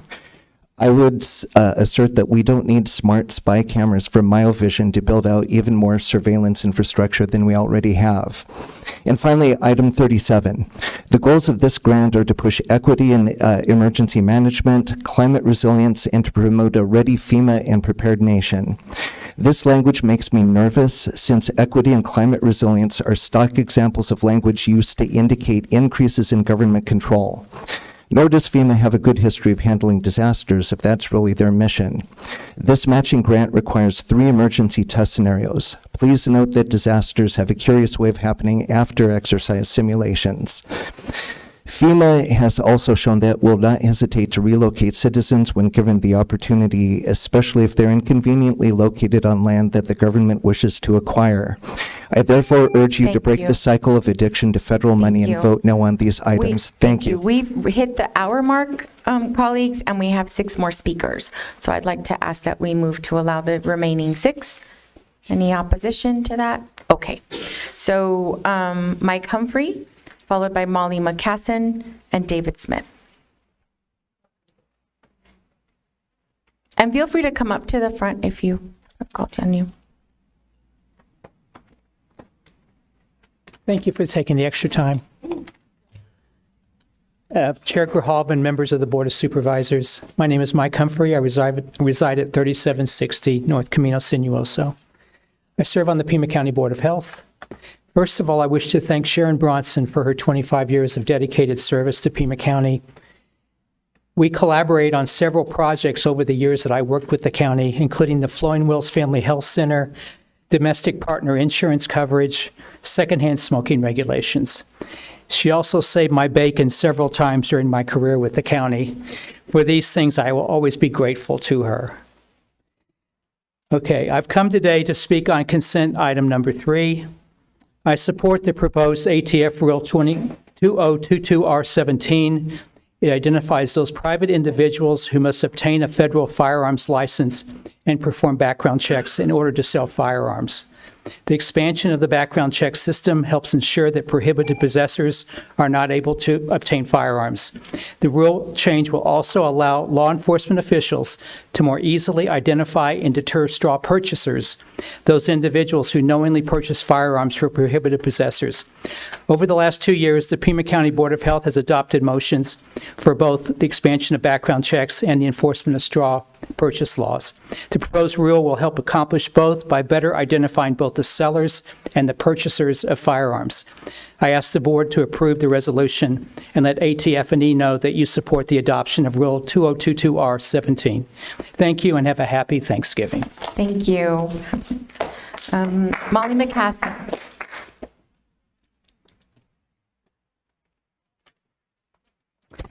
Good morning, Chairperson Grijalva. Good morning, supervisors, staff.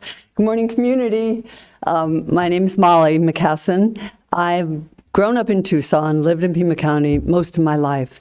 And this morning, I think I should add a thanks to Sharon Bronson, who years ago gave me the Henri Critter Award. Thank you, Sharon. And thank you for your work, and God bless. I am here this morning on the proposed rule change from the ATF. I'm here in support of it, of course. I've done this before. I'm also here to thank you for your support in the past, for all that you've done to not just pass laws, but to have the attitude and the fortitude and the love to support what makes a community safer and stronger. And that really is what this is about this morning, this proposed rule change. So I want to thank you for that. And also on behalf of Citizens for Safer Pima County, thousands of us who want this universal background check. And on behalf of my grandson born last night, Otto, and all the children in Pima County and all over the country who will benefit from having a safer and more caring community. With this kind of proposal, I feel like we make baby steps forward, but they're really important. I urge you to support it. Thank you so much for considering it. Happy Thank you, Thanksgiving. and congratulations. Yes. Yeah. David Smith, and then our last three speakers, Melissa Westbrook. I thought I called on her already. You already called on Melissa, didn't I? Yes, I thought so. There's two cards there. I'm sorry. Lee Urias and Betsy Smith. All righty. Chairman, Board of Supervisors, and Sharon and Steve, I know off in remote control there. First, I want to start by saying thank you, Sharon, for your service to this community. And please get well soon, because I know you want to get out there on that skeet range and start shooting that shotgun again. So get well, and you can do that. You know, this is the thing. Public servants are important. You're public servants, and it is the last word is important. We are not your servants, and we're also not to be capriciously ruled on. You know, reading this this morning, you know, your support of an ATF rule. Government needs to be restricted. I don't trust government. In the last century, A.J. Rummel's book, Death by Government, documented 169 million civilians murdered by their governments in the 20th century. Here in the 21st century, I don't see government becoming any less intrusive. A private transaction is none of your business. And that's one of my problems. I hope when you replace Sharon, you'll get someone with the values of our Constitution. I've seen a rough draft of your questionnaire for future applicants to her position, and it appears that mostly it's about spending money, which again, you capriciously do. That doesn't enhance the benefit. Those of us that have studied criminology all of our adult life know that crime is a lot more than just a fiscal or a financial problem. Poverty is not the only documented problem that you have in dealing with criminality. Building a new jail, I'm against a new jail because, not because of any other factors talked about today, but a poorly managed facility, new or old, is still a poorly managed facility. And until we get a sheriff in there that will actually treat it as an adult rehabilitation and criminal holding center for trial, these people are to be held in a county jail until they are tried safely and securely with proper staffing. Thank you. Thank you. Lee?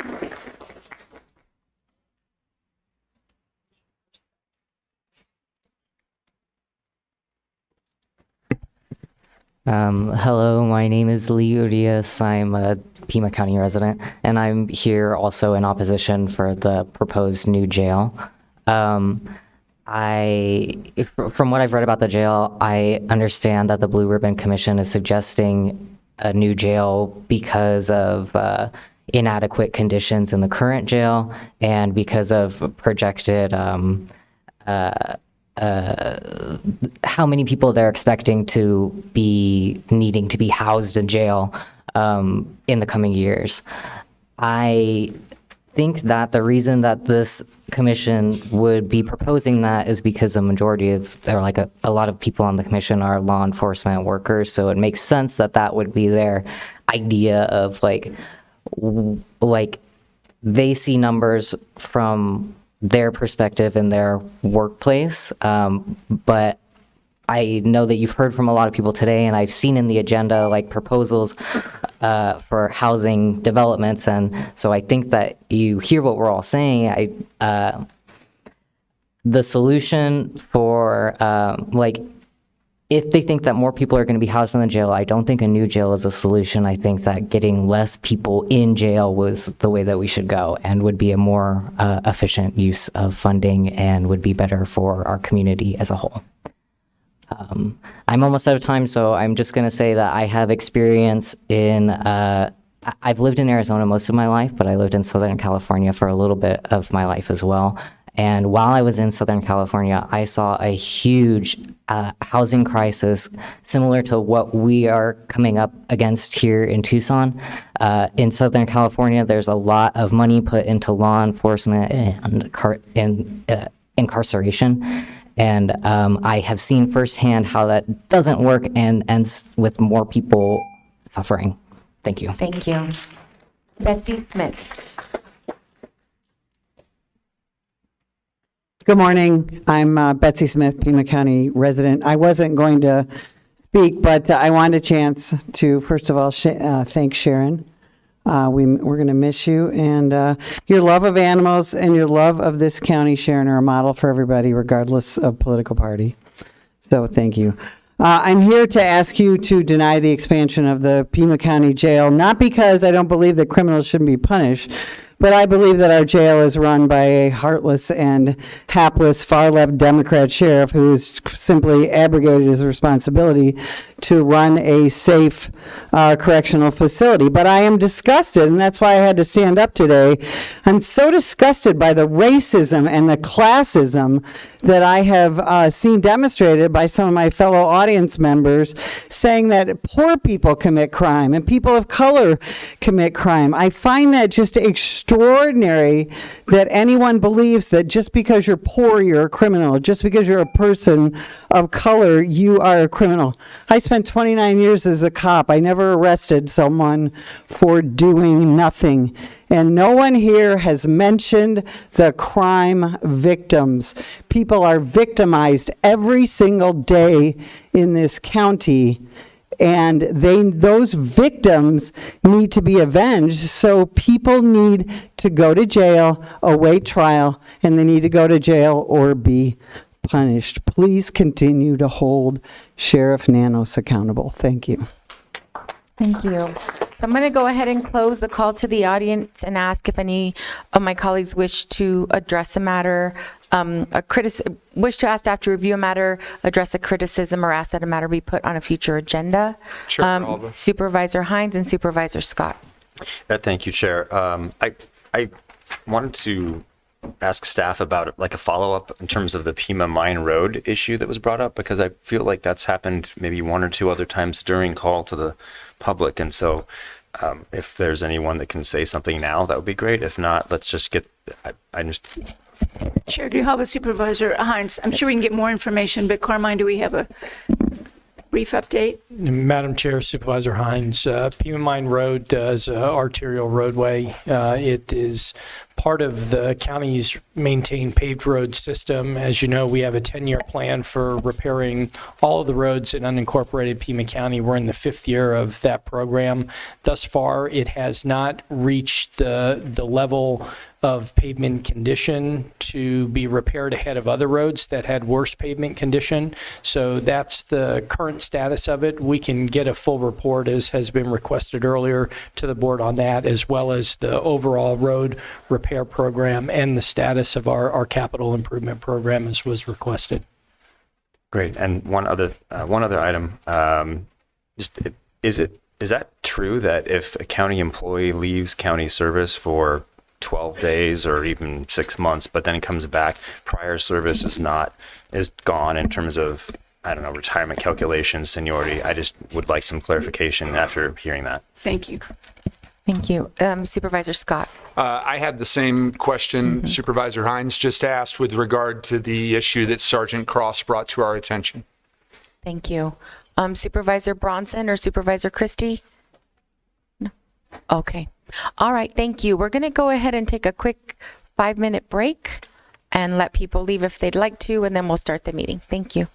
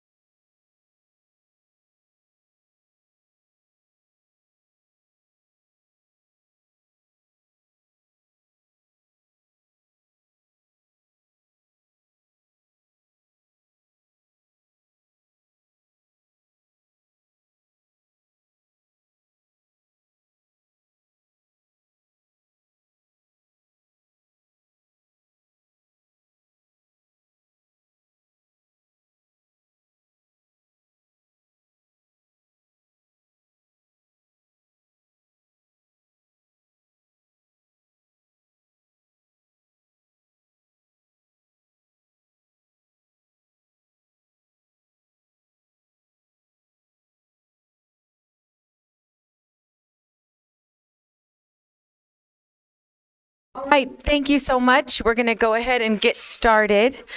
We have had a request to move up item 18, and that is the elections canvas. There's no opposition? Okay. Administrator Lesher, did you want to speak on this item? Chair Grihal, the elections director, Hargrove, is here. If there are questions or concerns, this is simply just to the board action required to approve the canvas. Okay. I'll go ahead and move the item. Second. Have a motion and a second by Supervisor Scott. Any discussion? Madam Chair? Supervisor Christie. This obviously is a bad day for transparency when it comes to some kind of a situation where the city council and the mayor are deciding to, what I've termed, ignore the rules that have been laid out as far as triggering a recount. They've chosen to ignore that. This is a huge jump in pay, and I don't think it's been successful by the populace as far as voting for decades. And consequently, when you have something of this nature of a pay raise, of any pay raise of any amount, it's always controversial, but this amount that they're requesting is extraordinarily, is just huge. And, you know, it's so funny and I think hypocritical that there's so many people that are calling for the board, the mayor and council to run a recount because they feel there's a very good possibility that the tabulation was incorrect. Just seems to me in a very short time ago, when we had a couple of other election cycles, if you questioned anything about anything to do with elections, you were automatically labeled as an election denier. You couldn't have an opinion. You couldn't even have a question. You couldn't even raise any issues about the integrity or the accuracy of election without being vilified as an election denier. Now, those same folks who were so quick to call anybody who disagreed with the way the results came out as election deniers are also now calling for a recount. So this is a bad day for transparency. The mayor and council should be ashamed of themselves. They could really take the high road and say to the community that they feel that this is an important issue. This is a lot of money at stake as far as pay for the elected officials. It's unprecedented, not only in the amounts, but how it's being formulated, that it would seem to me they would want to take every action, take every effort to ensure that the tabulation is accurate and that it has the confidence of the community that it was done accurately. This is going to leave a large, dark cloud over the community and the mayor and council if this recount does not take place. So I will be voting no on the canvas because this whole process is wrong. It should be recounted. There are statutes that trigger a recount, and the city of Tucson mayor and council are choosing to ignore that precedent and those triggers. And I think they ought to be ashamed of themselves. And they owe it to their voters, to the community, the city of Tucson, and to Pima County that they call for a recount and they make sure every effort is ensured to convey to the public that this vote was done and done accurately and in totality. Thank you, Madam Chair. Thank you. Any other comments? Chair Geraldo. Supervisor Scott. I've read with interest, as Supervisor Christie clearly has, the media coverage about this matter, and I've seen at least one member of the council advocate for a recount. I think what they are grappling with is as has been reported, the advice that they are getting from the city attorney. So I'm going to be interested to see how that vote progresses when that body gathers tonight. But I don't see how it has any impact on our duty to approve the canvass of the election results. So although I share some of Supervisor Christie's stated concerns, I will be voting to approve the canvass. Thank you. Any other comments? Okay, and we do have our superintendent of public schools, Dustin Williams, here. Did you want to come up and say something? I know that this was a really big night for our public schools, so.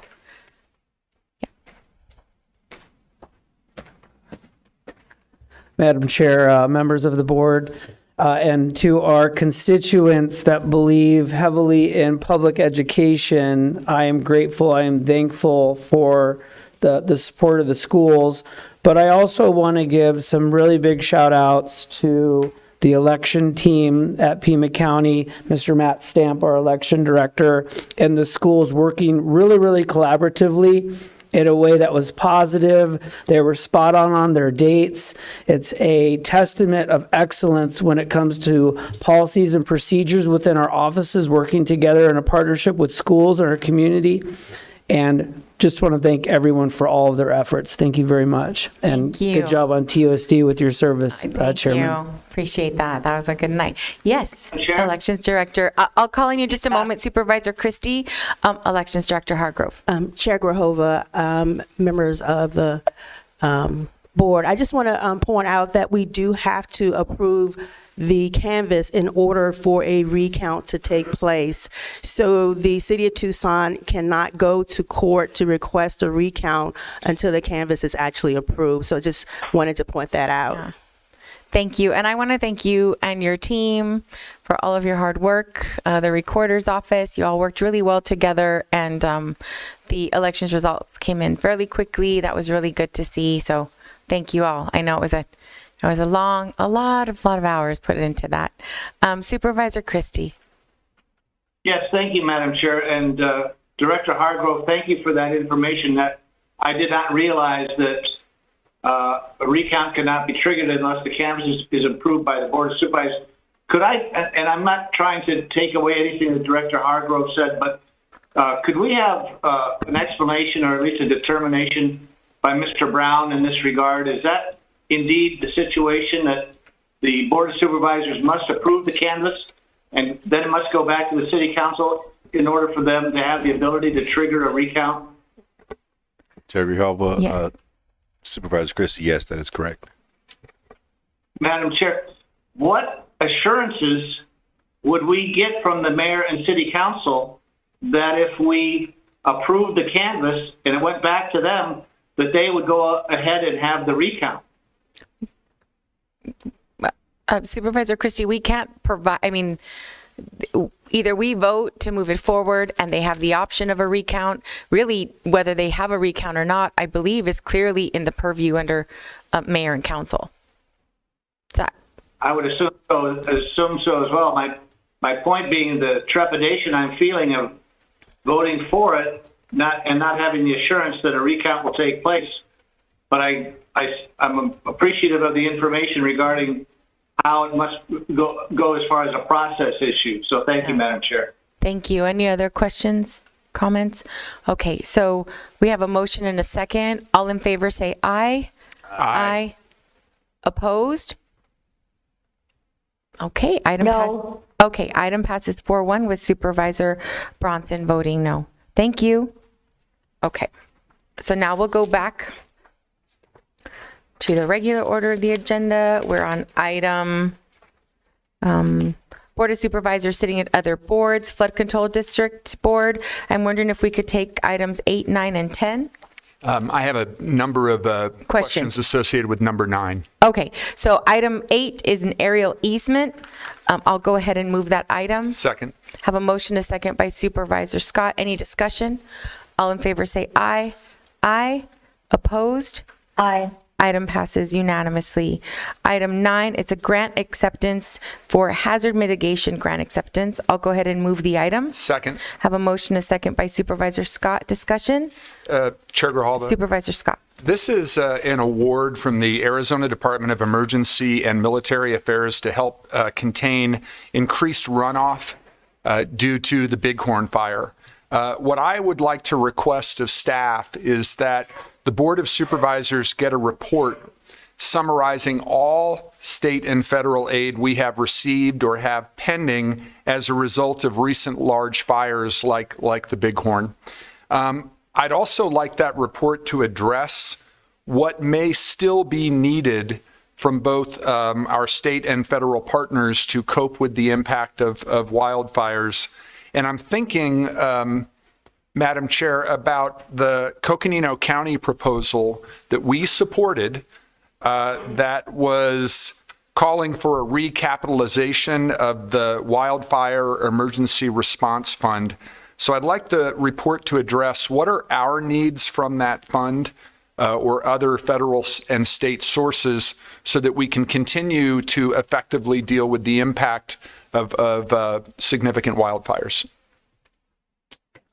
Thank you. Any other questions? Supervisor Christie. Yes, this in the background here, it states that Pima County will be undertaking much-needed infrastructure improvements to help prevent floodwater runoff, which pose public health and safety risks, and it's the public benefit to contain floodwater runoff, which is increased due to the Bighorn fire denuding vegetation on the mountain. The drainage improvements will help prevent damage to residences, businesses, and infrastructure. I'll be voting for this, but this is the same issue that we've been bringing up for several meetings now. We were told by staff that we had to buy up homes and properties in this area because there was no way to mitigate the runoff created by the Bighorn fire, and that there was a danger of potential issues with more runoff because we couldn't contain the runoff. Now suddenly we get a grant that states from the Department of Emergency and Military Affairs that we can prevent the runoff. Will we be able to prevent the runoff, or will we not? We're getting mixed reactions, one from staff, and now as a result of this result of this grant. Which is it? Is the runoff containable, or is it not?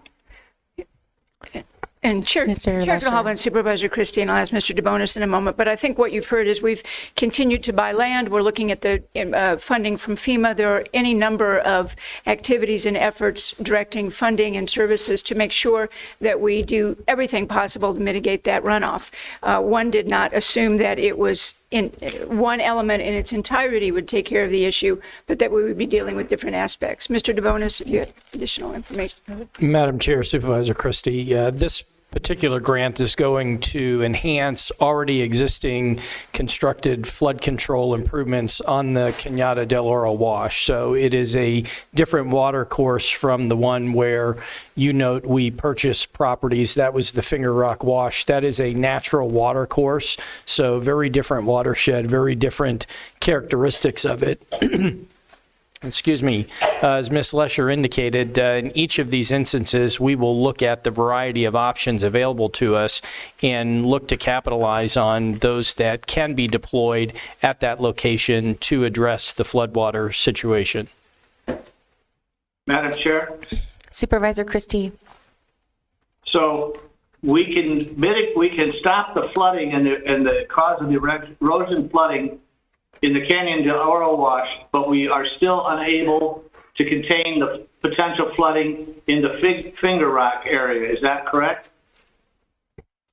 Madam Chair and Supervisor Christie, these are very different watersheds. The CDO has the ability, the potential for the construction of improvements. There are existing drainage control improvements there that we are enhancing to address the increase in runoff as a result of the Bighorn fire.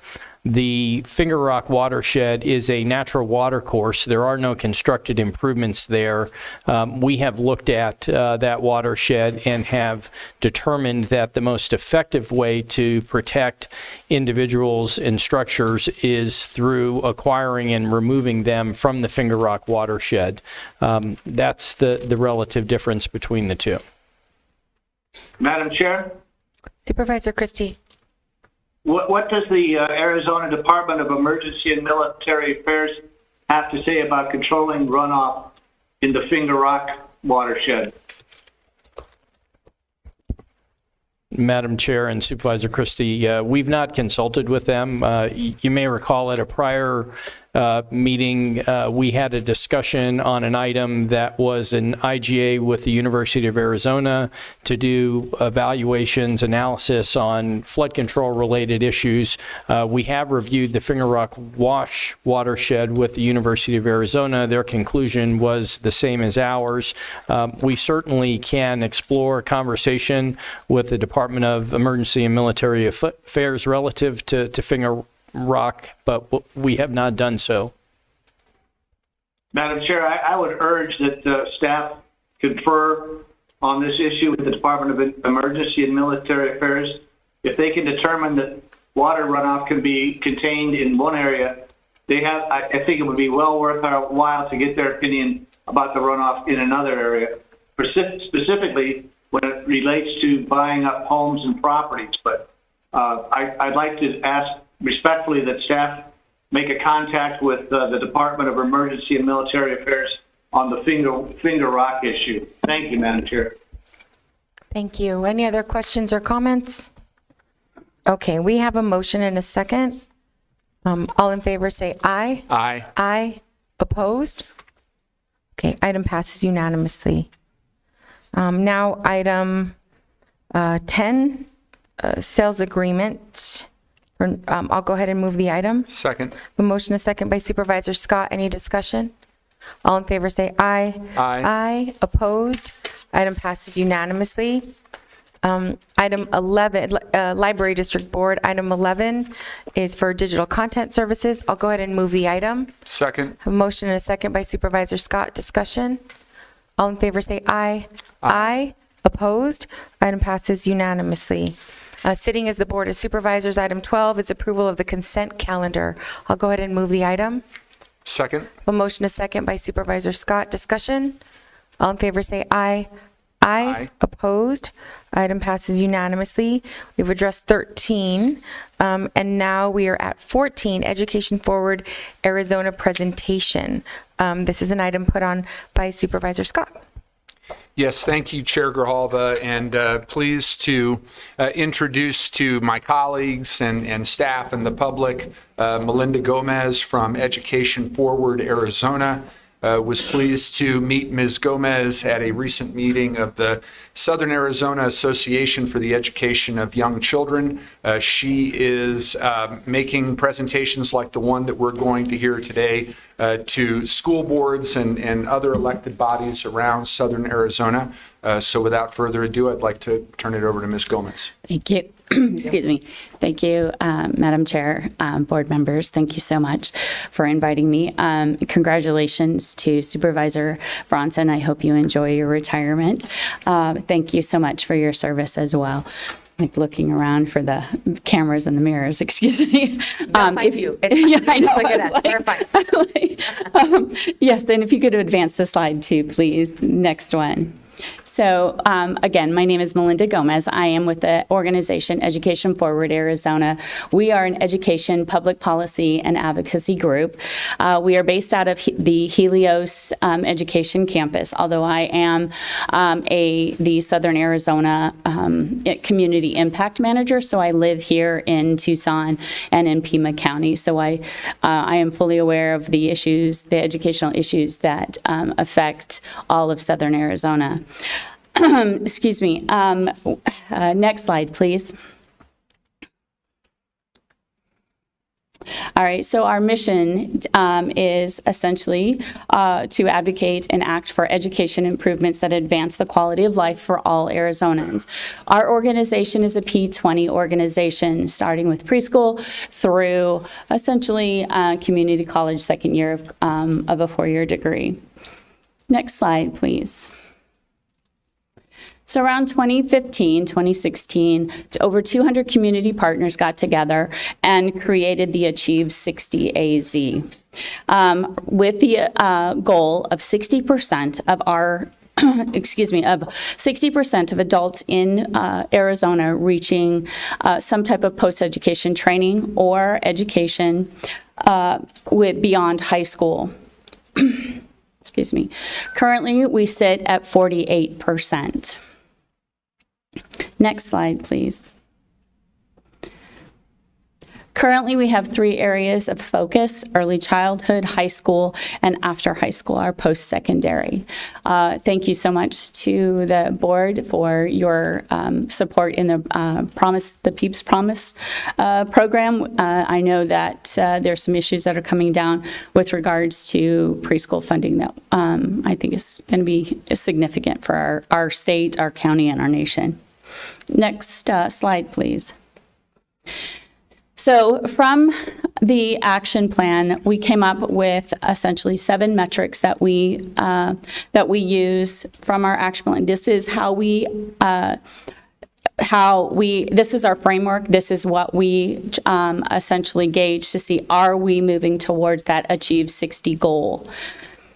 As you can see, we have a lot of room for improvement. But what is incredible about this information is, one, the metric has not changed. So the way they gauge the metrics has not changed since 2015. It is we measure the exact same things. Also, too, these statistics are used statewide by civic leaders. I'm sure Dustin, he must have left, uses this information. A lot of school districts and business leaders use this information. Next slide, please. From this statistics from our progress meter, the Helios Foundation and our organization came together to create a study to detail the benefits of post-secondary education with regards to economic improvement. So we looked at 3 different sectors: an individual, fiscal, and a social perspectives. Next slide, please. So obviously, we all know that, post-secondary or education or training essentially could affect 3 areas of our society: our fiscal, our social, and our individual. When we're talking about our individual, job security, higher wages. When we're talking about our social, reduction of crime, less reliance on public dollars. We also, when we're talking fiscal, higher revenues. Next slide, please.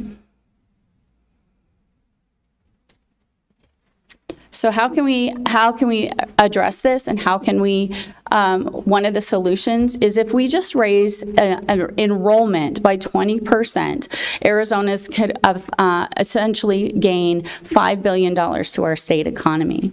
We also know and understand that underserved populations do not have sometimes the same access to education as several other populations.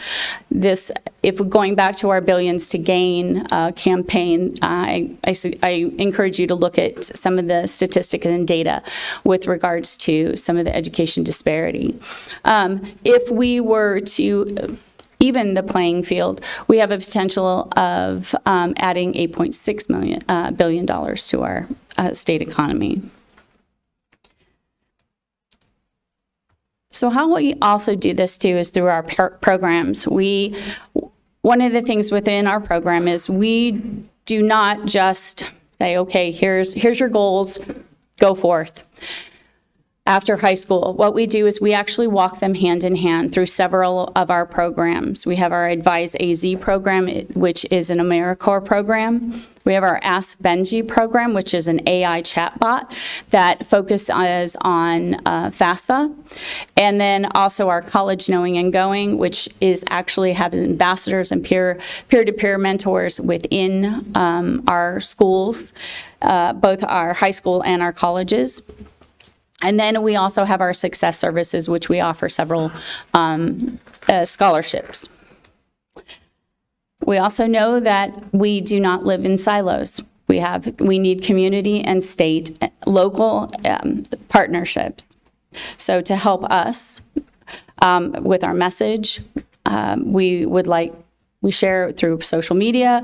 We have our AZ CAN, which is a college access network, which works directly with counselors and school districts to improve college And when I say college, I'm talking about any type of post-secondary education.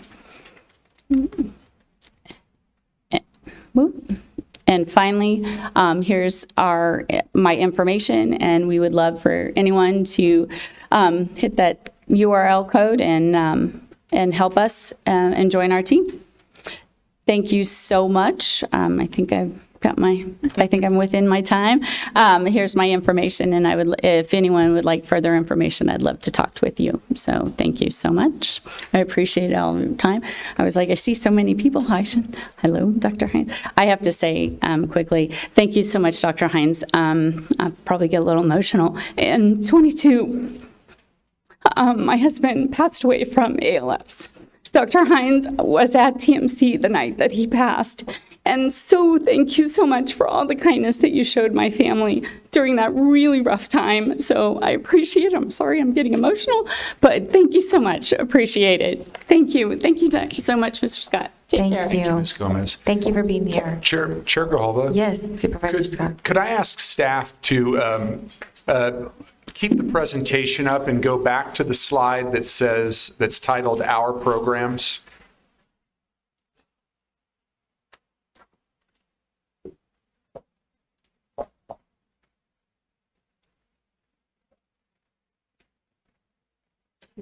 They're getting there. Yeah. Okay. We are going to be considering, I believe, at our next meeting, some policy recommendations under the Prosperity Initiative. And one of those policy recommendations has to go with increasing college attendance, especially by low-income folks. It seems to me that all of these programs that are referenced on this slide would be very much aligned with what is noted under that particular policy recommendation. So I'd ask staff to follow up with Ms. Gomez and her team about how we can incorporate these programs into some of our Prosperity Initiative efforts. Thank you. And Ms. Gomez, thank you very much for approaching me at the conference that we attended and making this presentation. Very grateful to you. And I'll point out that Ms. Gomez's mother was the office manager at Gridley Middle School, where I was a teacher. And hopefully she's forgiven me for always screwing up my field trip paperwork. Yeah, thank you.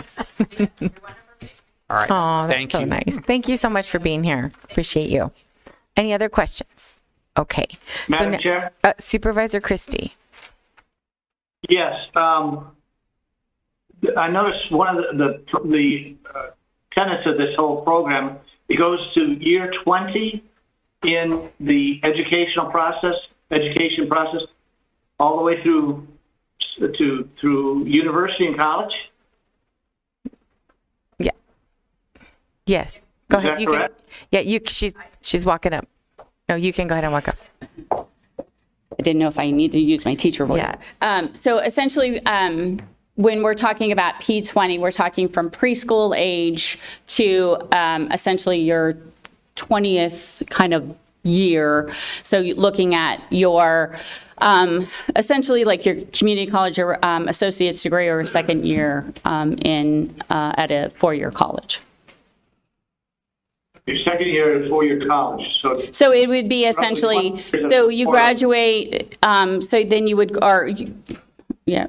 So essentially, you're doing, it's post-secondary high school through community college or a university. But only 2 years of that, right? Yeah, essentially, yes. Okay, so this extends more than... We work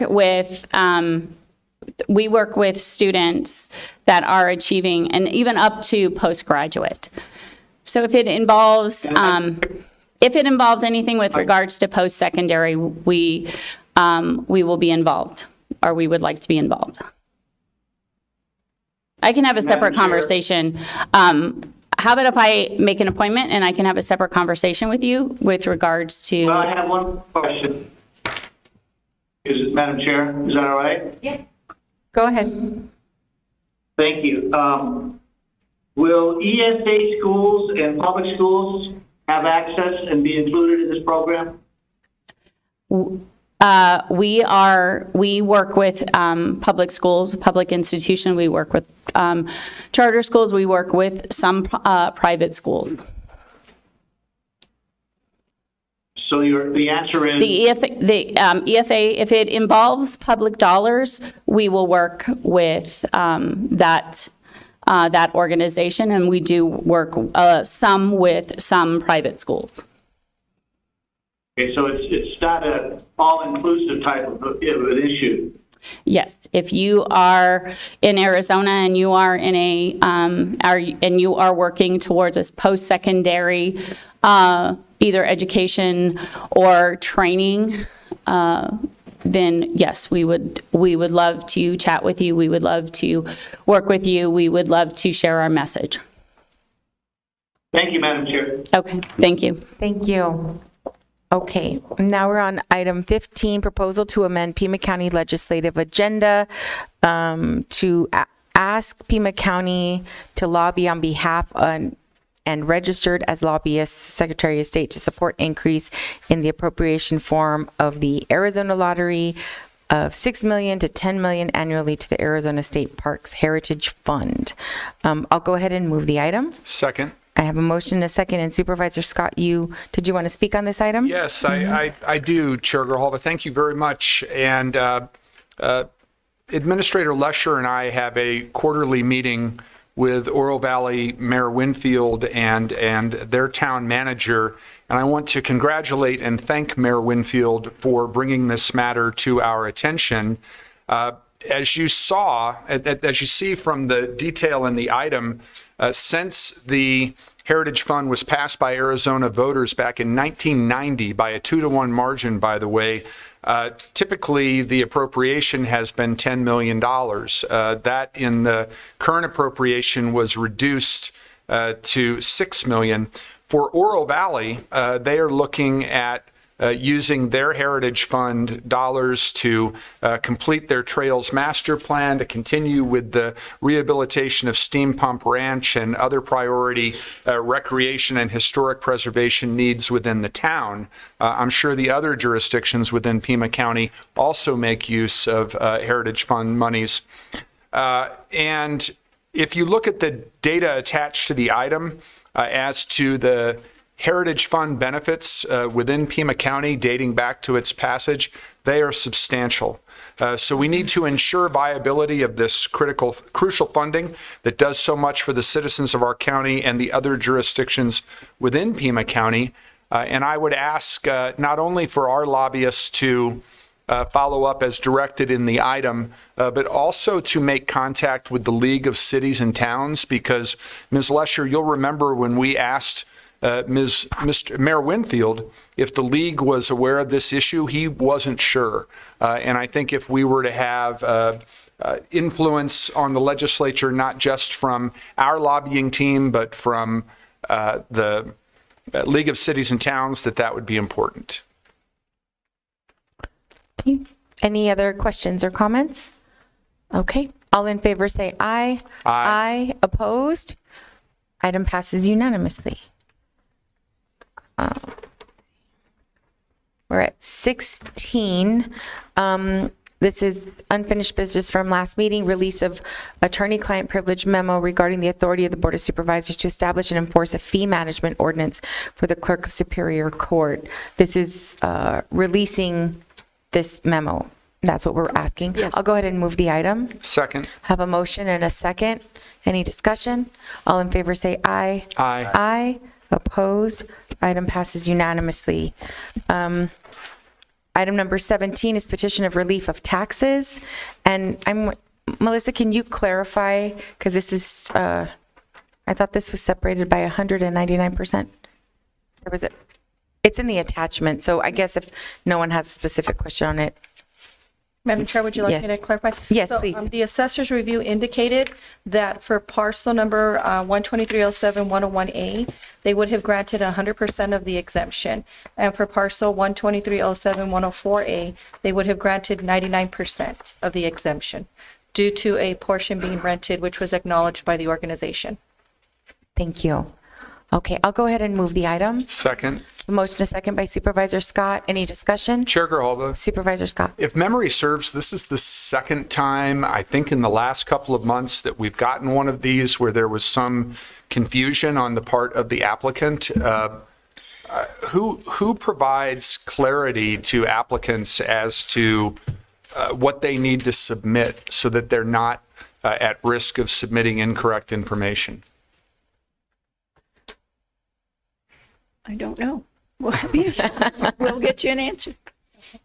Okay, we'll get an answer. All right, All thank right. you. Okay, so I have a motion, a second. All in favor say aye. Aye. Aye. Opposed? Item passes unanimously. Item number 19 is a monthly financial update. Administrator Lesher.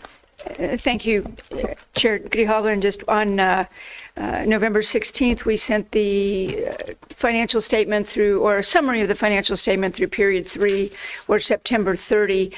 We did send another memorandum on the 20th that provided a little extra granularity that had been requested about what makes up some of those property tax revenues and some of the other revenue funds as well. So you do have two memorandum that have come to you with just an update as of period 3, and I'll turn it over to Ms. Moulton in just a moment, but do want to highlight that we, as you can see, we're making some progress in moving towards a few of our departments that had been over budget when we last reported. For example, in facilities management, we've decreased that amount by about $500,000 and have about $1.7 million moving forward towards the Sheriff's Department, et cetera. So some progress being made in some of those. I'll turn it over to Ms. Moulton to do an overview, and I'm sure she'd be happy to answer any questions.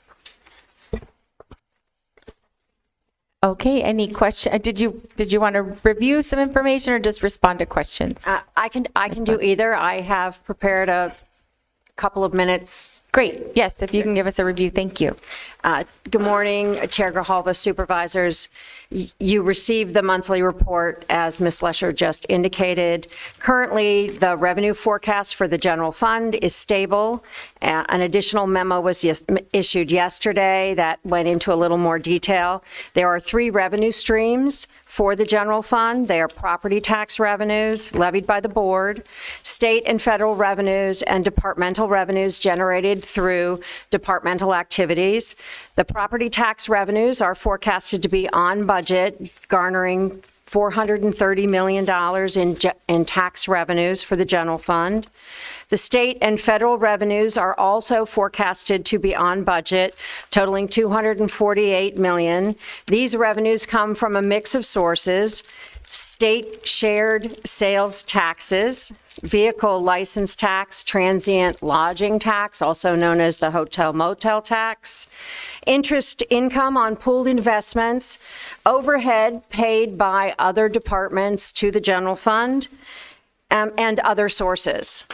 The general fund departmental revenues are also forecasted to be on target at $38 million. The general fund departmental revenues are revenues generated through departmental activities. These activities vary by department, but include such things as licenses and permits, charges for services, rental property income, etc.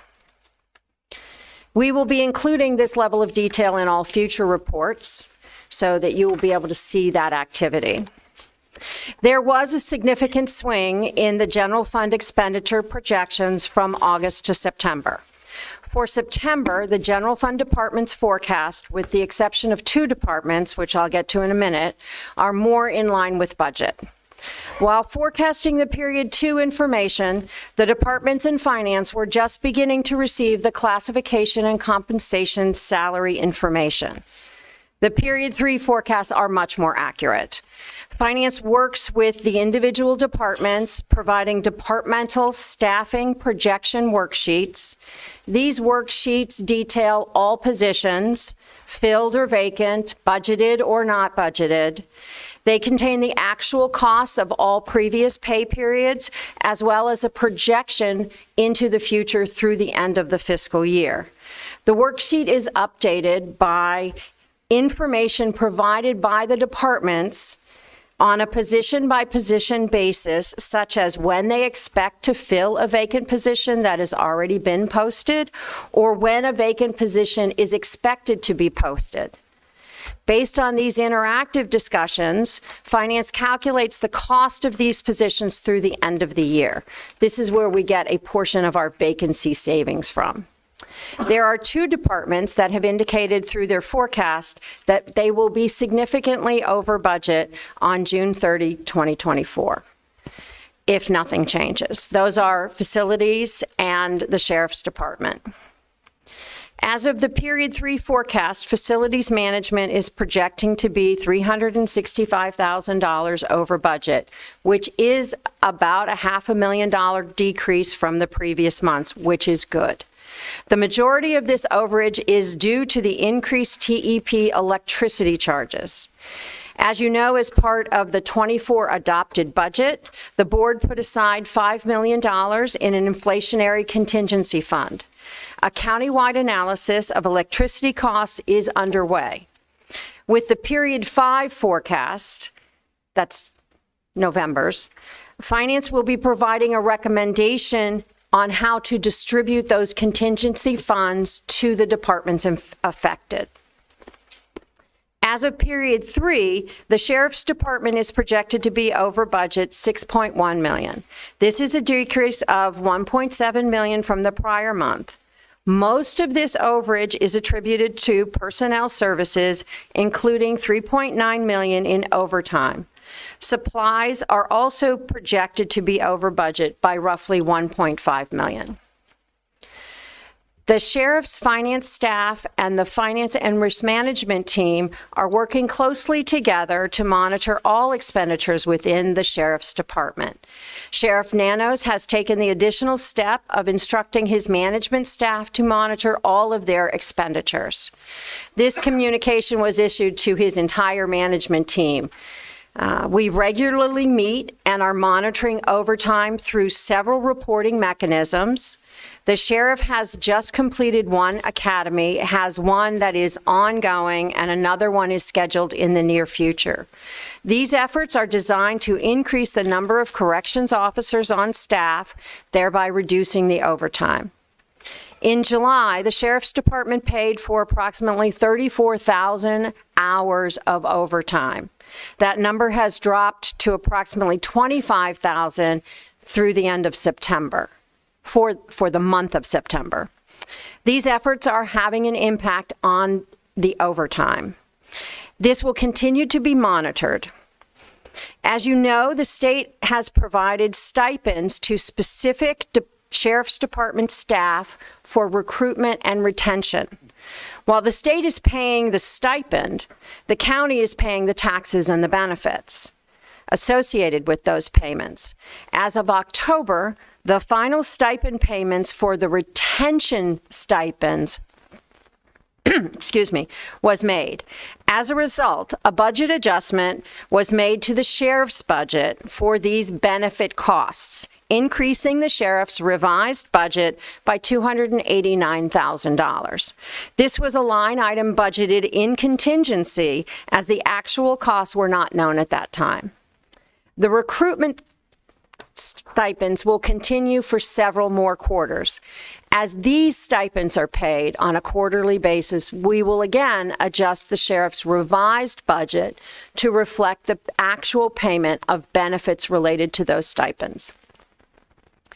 As we discussed previously, the classification and compensation salary study has had an enormous impact on all departments. The sheriff is no exception. As part of the creation of the 24 budget, all general fund departments were required to take a 2-month vacancy savings to fund a portion of the classification and compensation study. The sheriff's vacancy savings was $2.1 million. The annual salary adjustment of this study for the sheriff department is $8.2 million. In September, the sheriff's budget was revised to accommodate these salary adjustments by increasing their revised budget by $6.2 million.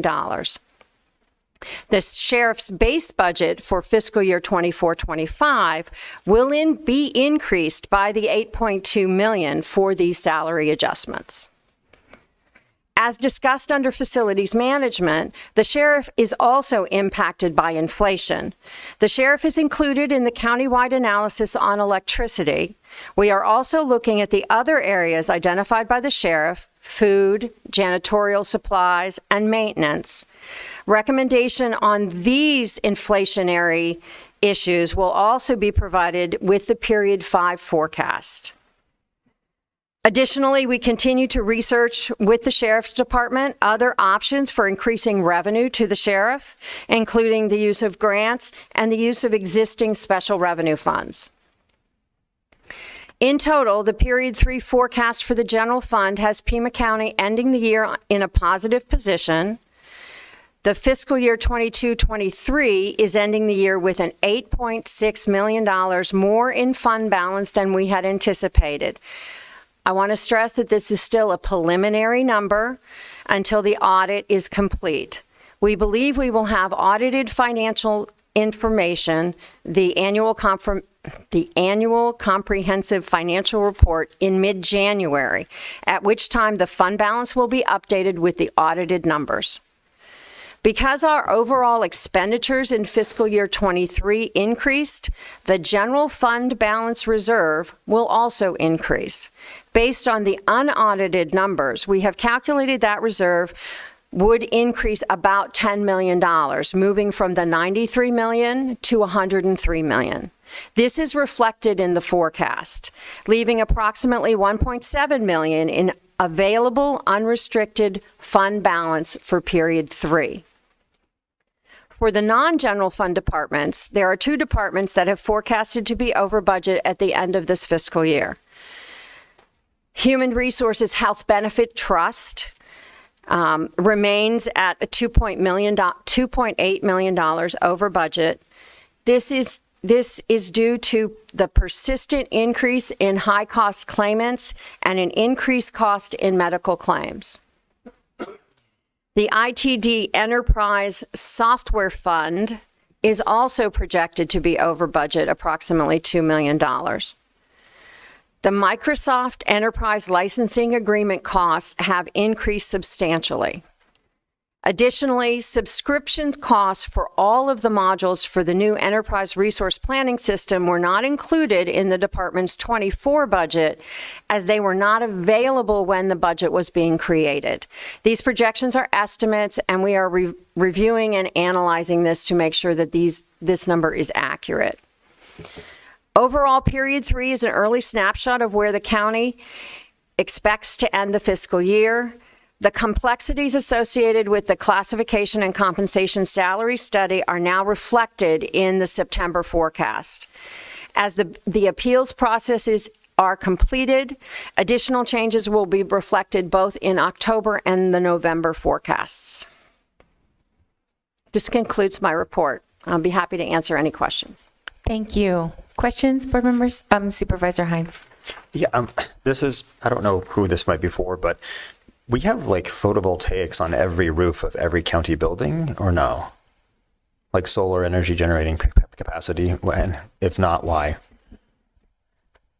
Chair Grijalva and Supervisor Hines, we do not have them on every building. They are included within our capital improvement plan as projects that will be built out over multiple years that have come to the board. Mr. DeBonis, if you have any additional information. So, Madam Chair and Supervisor Hines, Ms. Lesher is correct. They're not on every building. Ms. Lesher recently formed a climate action executive team. That team is comprised of directors across the county, and we're working as part of the previous direction that the board has given under the Sustainable Action Plan for county operations to forge a new set of strategies across the variety of departments. So upgrading of HVAC systems with the most energy efficient units, installation of additional solar, a number of other approaches that the board will receive an update on probably prior to the end of the calendar year on the efforts of that climate action executive team. Great. I just asked that because I've heard TEP and energy costs that were a significant factor in, these budgetary situations. It seems like that should just be every rooftop and anywhere we can do it. Thank you. Yeah. Chair Grijalva. Supervisor Scott. Thank you. Ms. Moulton, as you know, I sent you an email yesterday with a couple of questions, and you said you were going to prepare a written response. If you could share that response with the other board members, I'd appreciate it. Just so my colleagues know, we got some additional information from Ms. Moulton today about the work that she and her team are doing with the sheriff and his financial team. But what I requested is a detailed report on the extent of the work going on between your team and Sheriff's Department financial staff on addressing the overall budgetary concerns associated with that department. So I appreciated the additional details we got today, but wanted to get some more in writing to the board. And then I also requested the October memorandum made reference to several, it actually says many departments that forecasted full employment for the remainder of the year. The November memorandum said that several departments have made forecasting corrections.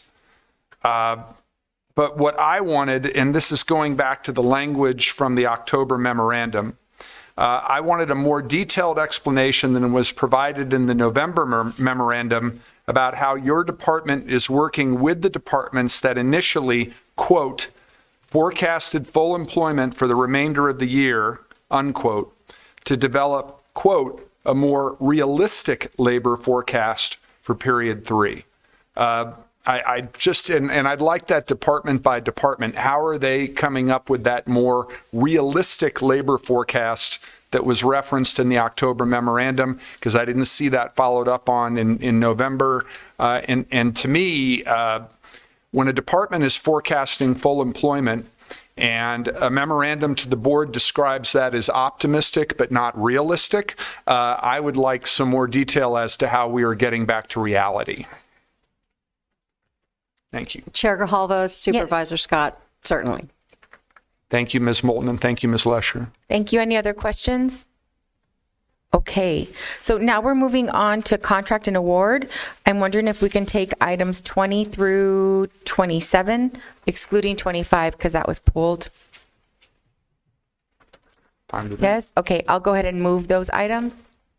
Can I get a second? Supervisor Scott seconds. The only question I have is regarding item 21. If I can get some information as to whether that's a nonprofit or, because that's a really generous lease from Pima County. Okay, so items 20 through 27, excluding 25. Have a motion and a second. All in favor say aye. Aye. Aye. Opposed? Okay, item passes unanimously.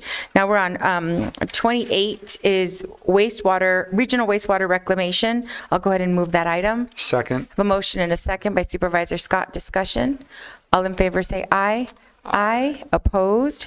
Item passes unanimously. Grant application acceptance. We have several.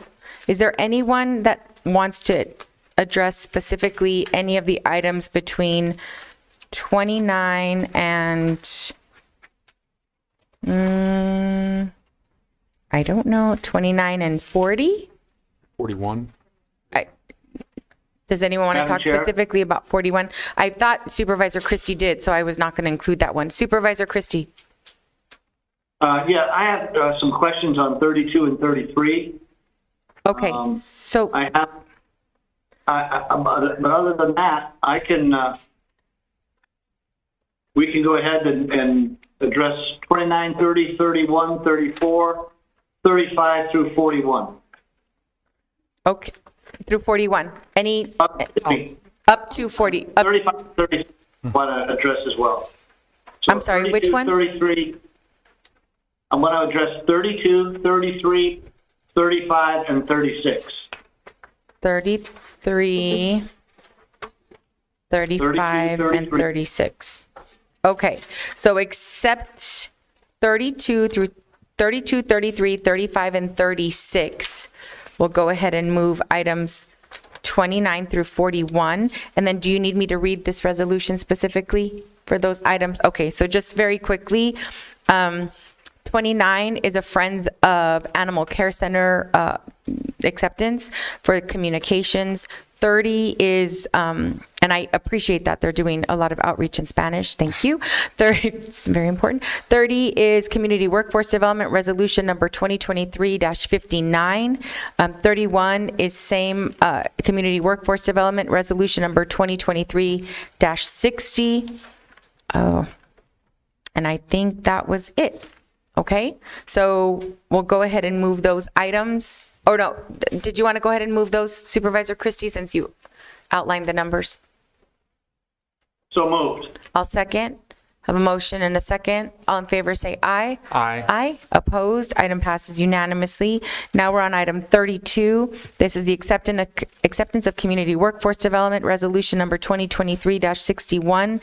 I'll go ahead and move the item. Second. Have a motion, a second by Supervisor Scott. Supervisor Christie. Madam Chair, I just have some brief questions on 32. If you look in the background, to continuum of care scope of work and a renewal grant agreement, in the applicable sections regarding the specifics of the contract, it speaks to were insurance or indemnity clauses modified? And it says yes as an answer to that, but there's no backup in the packet that talks about what they found as far as the and what they did as far as modifying the insurance. We don't know.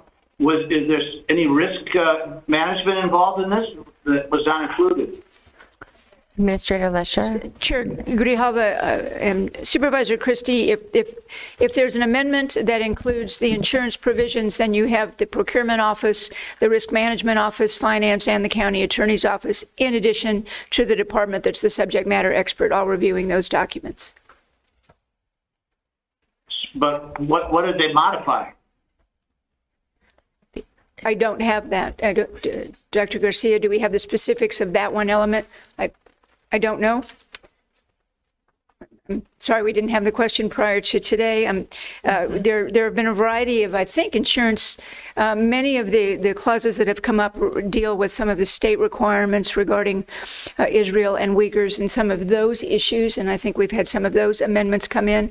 I'm not sure of what the specifics on insurance on this one contract might have been. Happy to provide that with additional information. If we could be provided the highlights of what the situation is. And the same question, Madam Chair, applies to 33. So we could maybe address that at the same time as this one.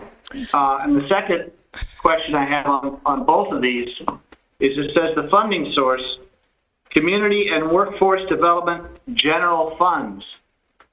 Do community and workforce developments have their own general funds, their own bucket of money, or Chair Grijalva, Supervisor Christie, this is indicating that it's coming out of funds that are already budgeted to the department. As part of your annual budget process, there are general fund dollars that are allocated to community workforce development. The funding for the match will be provided out of the dollar of general funds, the general funds that have already been allocated by the board to that department. That's why it's delineated in that way. Administrator Lesher, isn't that required because we can't use a match from like a grant or something else? So that is correct. The implication is it's the general fund, meaning that it's not a grant or some other funding source, because the And- match has to come from the general fund. That is correct. And then Chair Grijalva, the reason we indicate the department is so that the board can understand that it's previously budgeted dollars. Perfect. Okay. Any other questions? So, Madam Chair, Ms. Lesser, would it be more accurate to be the funding source, and correct me if I'm wrong, but community and workforce development / general fund? They are I'm sorry, Chair go ahead. Grijalva, Supervisor Christie, they are,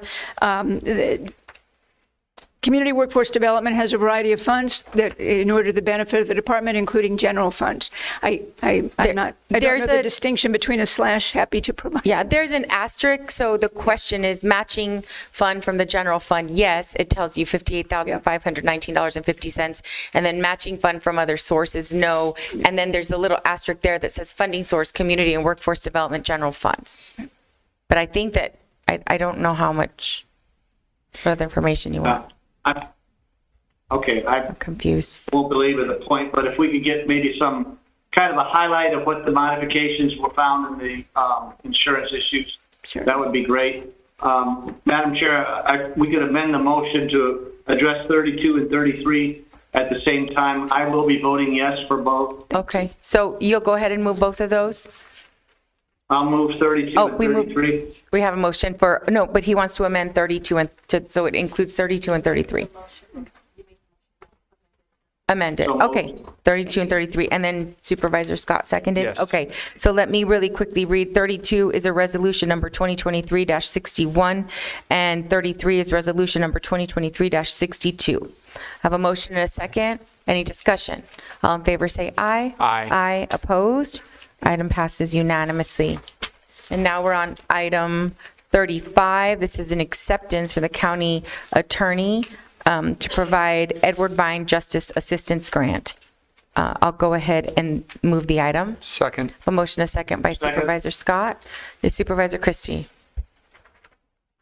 No, I will be voting no. Thank you. Okay, so I have a motion and a second. All in favor say aye. Aye. Aye, opposed? Okay, item passes 4-1 with Supervisor Christie voting no. Item number 36 is acceptance of health grant, Centers for Disease Control and Prevention to provide for racial and ethnic approaches to community health. I'll go ahead and move the item. Second. I have a motion, a second by Supervisor Scott. Discussion. All in favor say aye. Aye. Aye, opposed? Item passes 4-1 with Supervisor Christie voting no. And now we are on hearings. Item number 42 is a hearing, a permanent extension of premises, a patio permit for Raw Sushi. Do we have anyone here to speak in opposition to this item? Okay.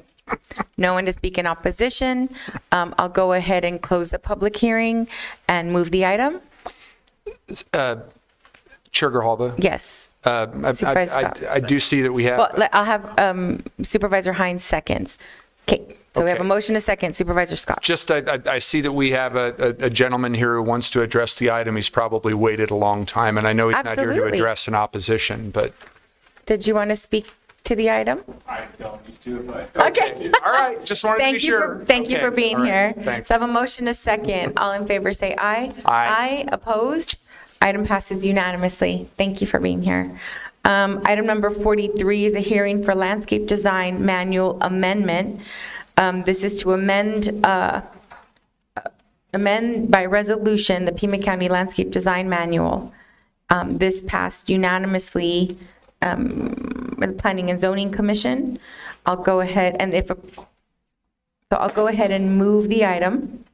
Second. And so I'm sorry, I'm going to go ahead and close the public hearing. And this item is resolution number 2023-63. Chair Grijalva. Supervisor Scott. I know that I seconded your motion, but we do have staff present if we wanted them to hit any of the high points on the revisions to this manual, which I think would be helpful. Sure. Thank you, Mr. Porter. Thank you. Madam Chair, members of the board, thank you for this opportunity to present the amendment to the Pima County Landscape Design Manual, primarily inspired for two reasons. Number one, our current landscape manual has been in the books for over 40 years. It needed a little refreshing. Also, looking at our code, at our zoning code, trying to identify any opportunities to promote better, smarter water conservation. So really, this is born again from taking a fresh look at our current manual and to try to preserve some water in a meaningful, visible way. So to that end, there were 3 significant changes. Primarily, the effort was to try to promote a more native plant palette. Native plants are probably the most climate adaptable to our region. Secondly, to take a hard look at the amount of trees our current manual was prescribing.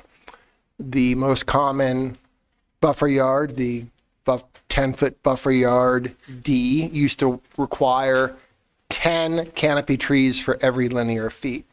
If you were to do the math on that, these trees were then crowding each other. We had canopy overlap. It was very inefficient.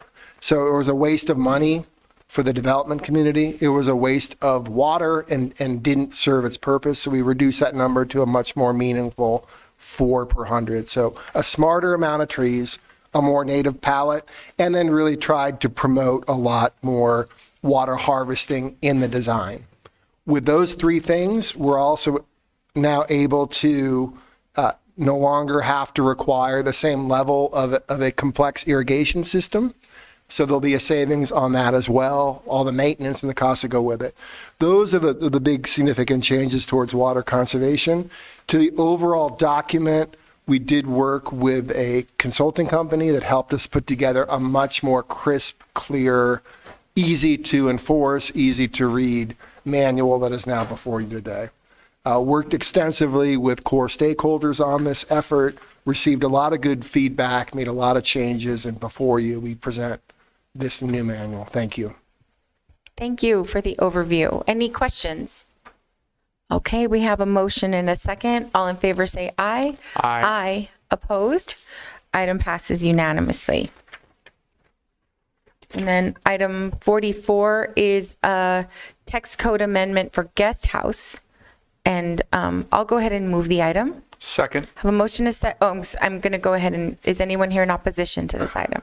I'm going to go ahead and close the public hearing, and I move the item. Supervisor Scott seconded. I'm wondering if staff can review some of the highlights and changes there, and then just a note that this item also passed 8-0 from the Planning and Zoning Commission. Yes, Madam Chair, again, thank you for the opportunity to present this code amendment before you. Are amendments specific to the guest houses in our zoning code.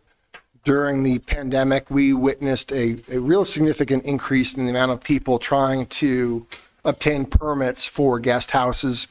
Many of them ran into issues with regarding the rules that are specific to guest houses, lot coverage, setbacks, et cetera. They were then in a position where in order to fulfill their dream, they had to obtain variances, spend money, go to public hearings. And overwhelmingly, we noticed the Board of Adjustments were approving them. For us, that's a signal for us to take a fresh look at our code. If we're seeing exceptions being requested and our Boards of Adjustment granting approvals, it's time to maybe look at a change. The timing is also perfect with the housing situation we're all faced today. So people want to build more homes. Even though these guest houses are not a separate unit, they're still a house or a home for somebody. They're a roof over somebody's head. So the core changes we are proposing are generally to take out our specific rules that targeted guest houses. They're almost discriminatory against a guest house, and just lump the guest house zoning rules together with every other detached structure that is currently allowed.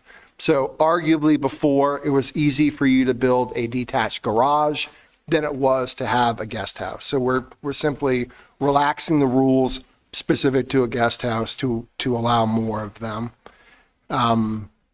There's been some questions about distinctions between what the county is doing and what the city of Tucson allows. So Pima County, if this is approved, would continue to allow for a kitchen to be placed in this detached structure.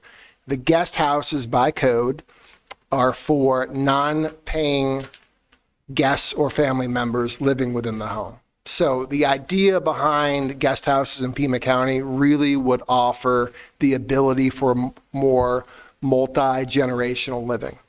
Mother-in-law moving in, college kid moving back, or just a big family that needs an extra sort of detached structure. The city allows for what are called accessory dwelling units. Those look the same, but those are a rentable unit. That would be for a second family to occupy one property. The city also allows what they call accessory sleeping quarters. Those are more akin to our guest houses. Those are not rentable. Those are not a second unit.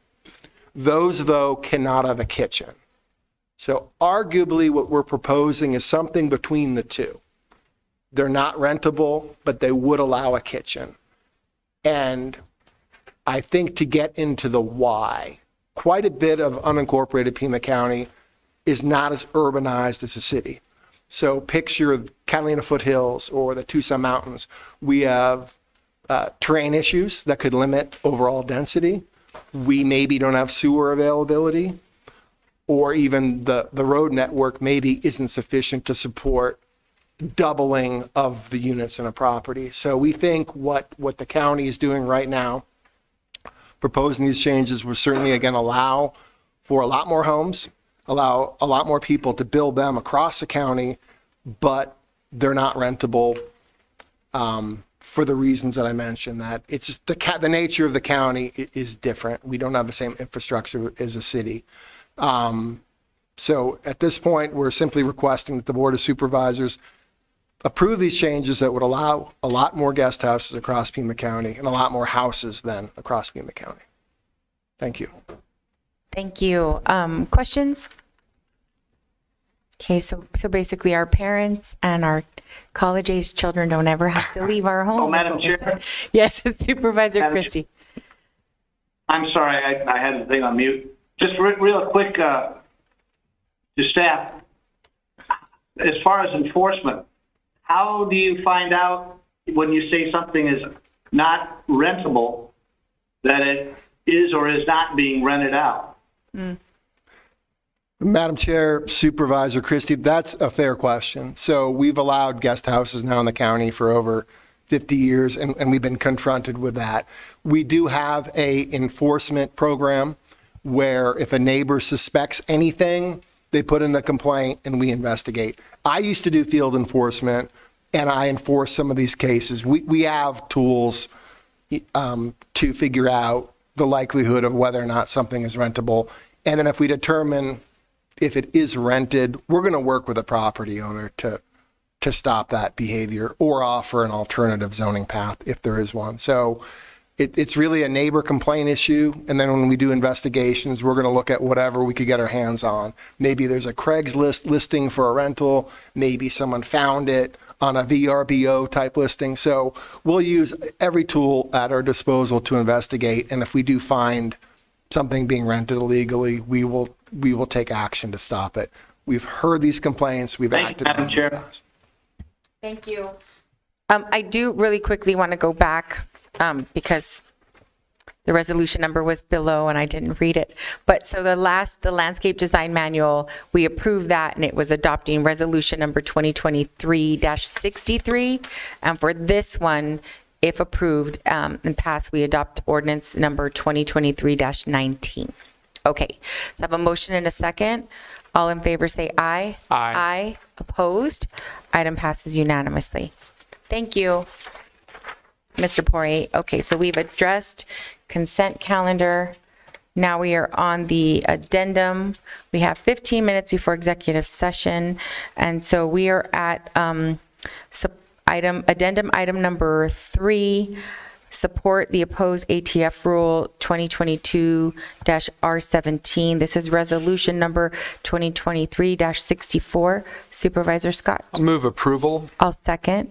So I have a motion and a second, and this is making public comment to the Federal Bureau of Alcohol, Tobacco, and Firearms and Explosives in support of the ATF Rule 2022-R17, which will require background checks for all private firm sales.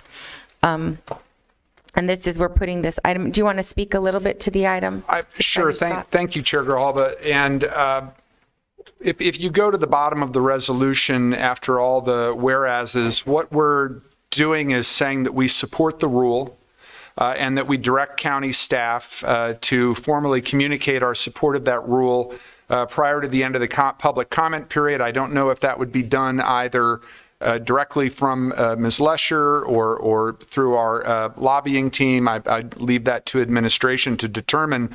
But the way this came about is in late August, the Attorney General signed the Bureau's notice of proposed rulemaking to better align it with the Bipartisan Safer Communities Act, which was enacted by Congress in June of last year and signed by the President. And as was pointed out by Mr. Humphrey, during call to the public, and he's still with us today. Still with us for the remainder of the meeting. It's going to expand the capacity of background checks, and public support for background checks and other common sense gun reforms are growing. And I think it's important that we speak out on behalf of Pima County citizens to advocate for more common sense gun reforms. We can have those things that have tremendous amounts of public support without any kind of threat to our Second Amendment protections. I think oftentimes we're presented with a false choice that you can either have respect for the Second Amendment or common sense gun reforms that will hopefully help to reduce the appalling toll that gun violence has taken in our country. I think that's, again, a false choice, and I'm pleased to put this resolution forward and hope that it will pass so that county staff can follow up with federal staff as to our support for this very sensible change. Thank you.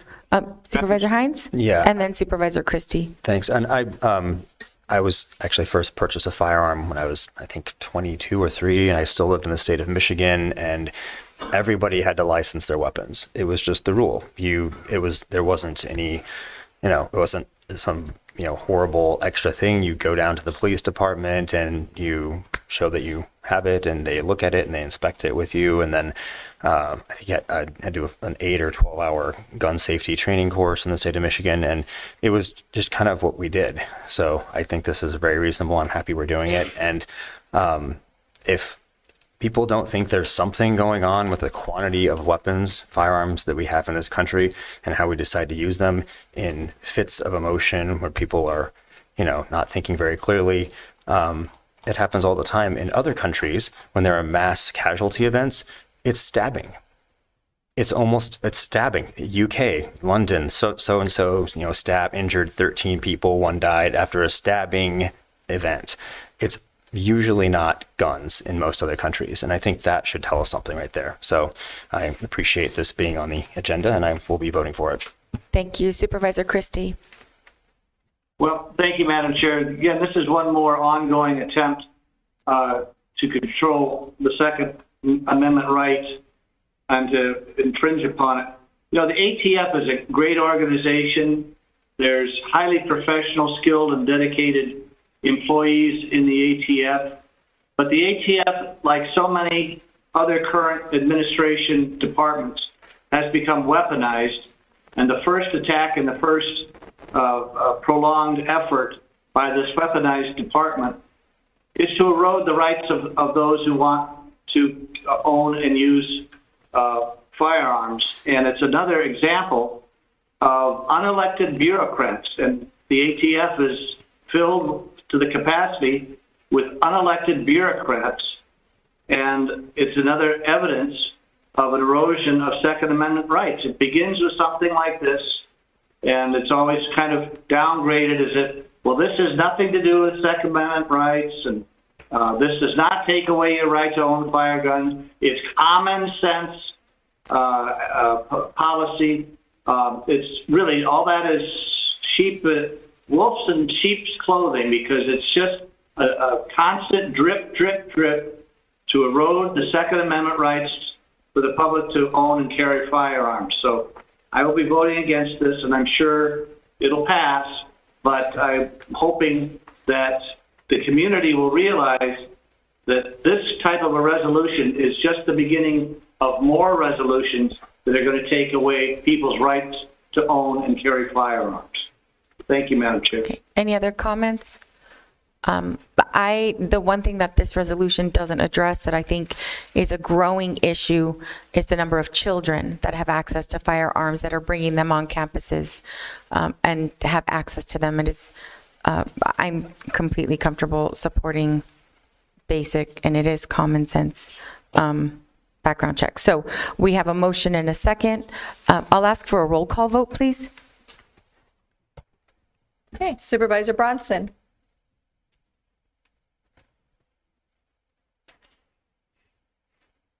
Supervisor Bronson?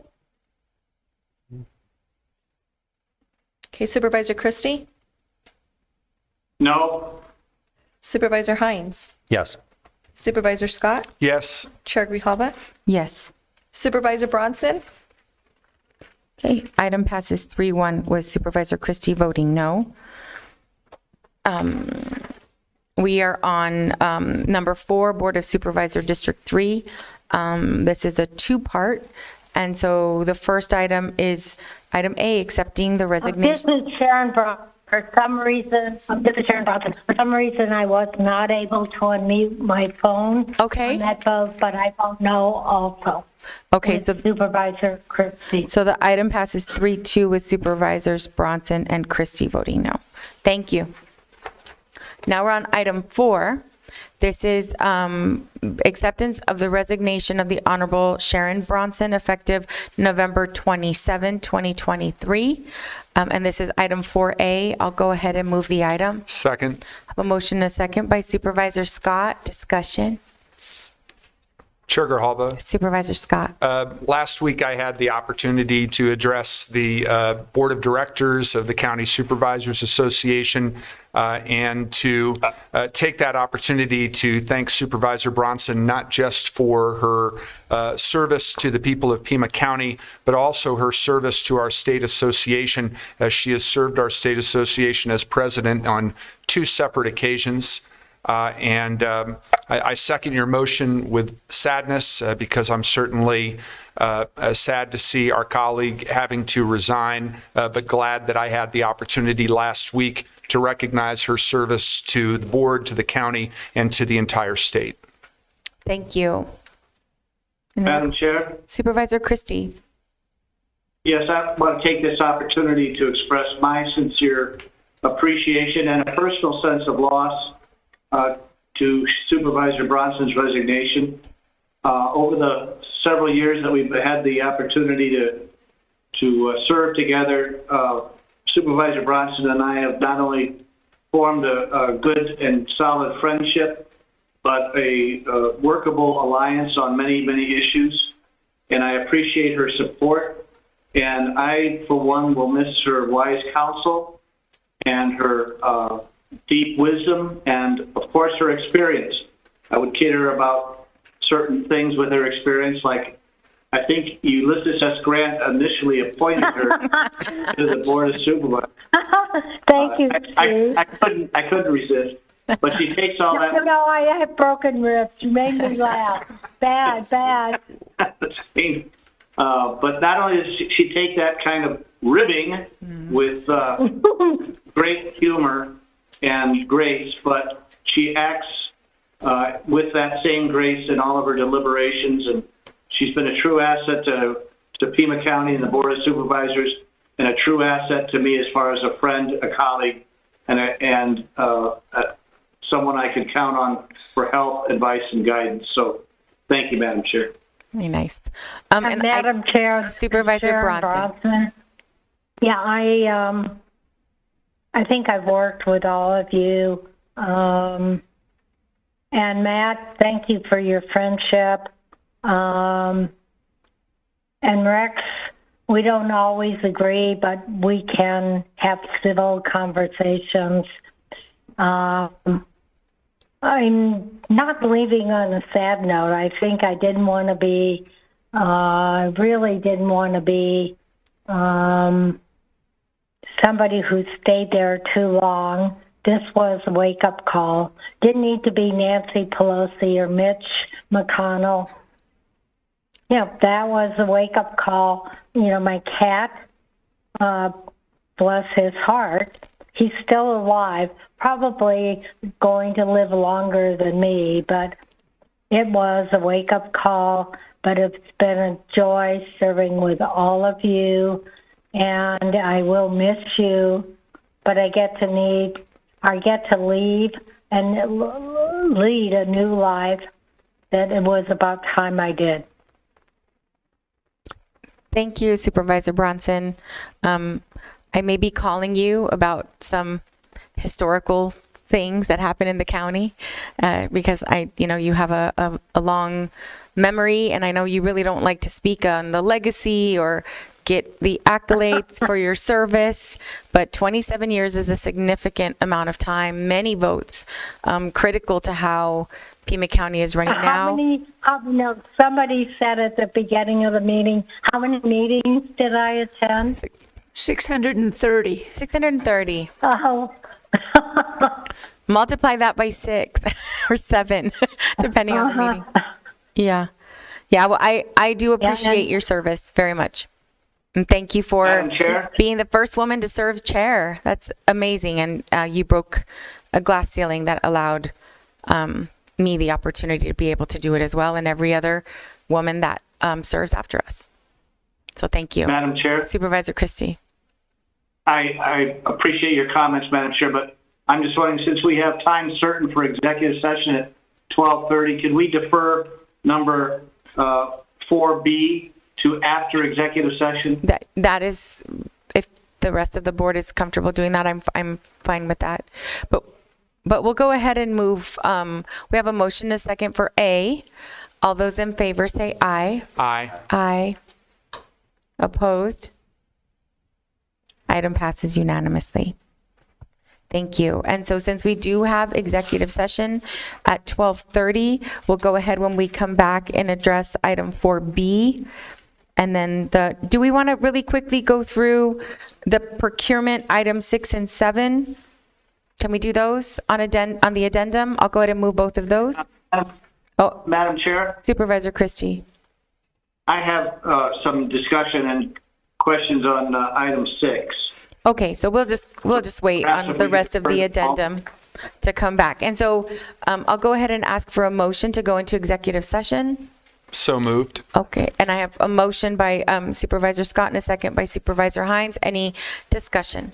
Okay, so we're in recess. We'll go into executive session and come back out. Thanks.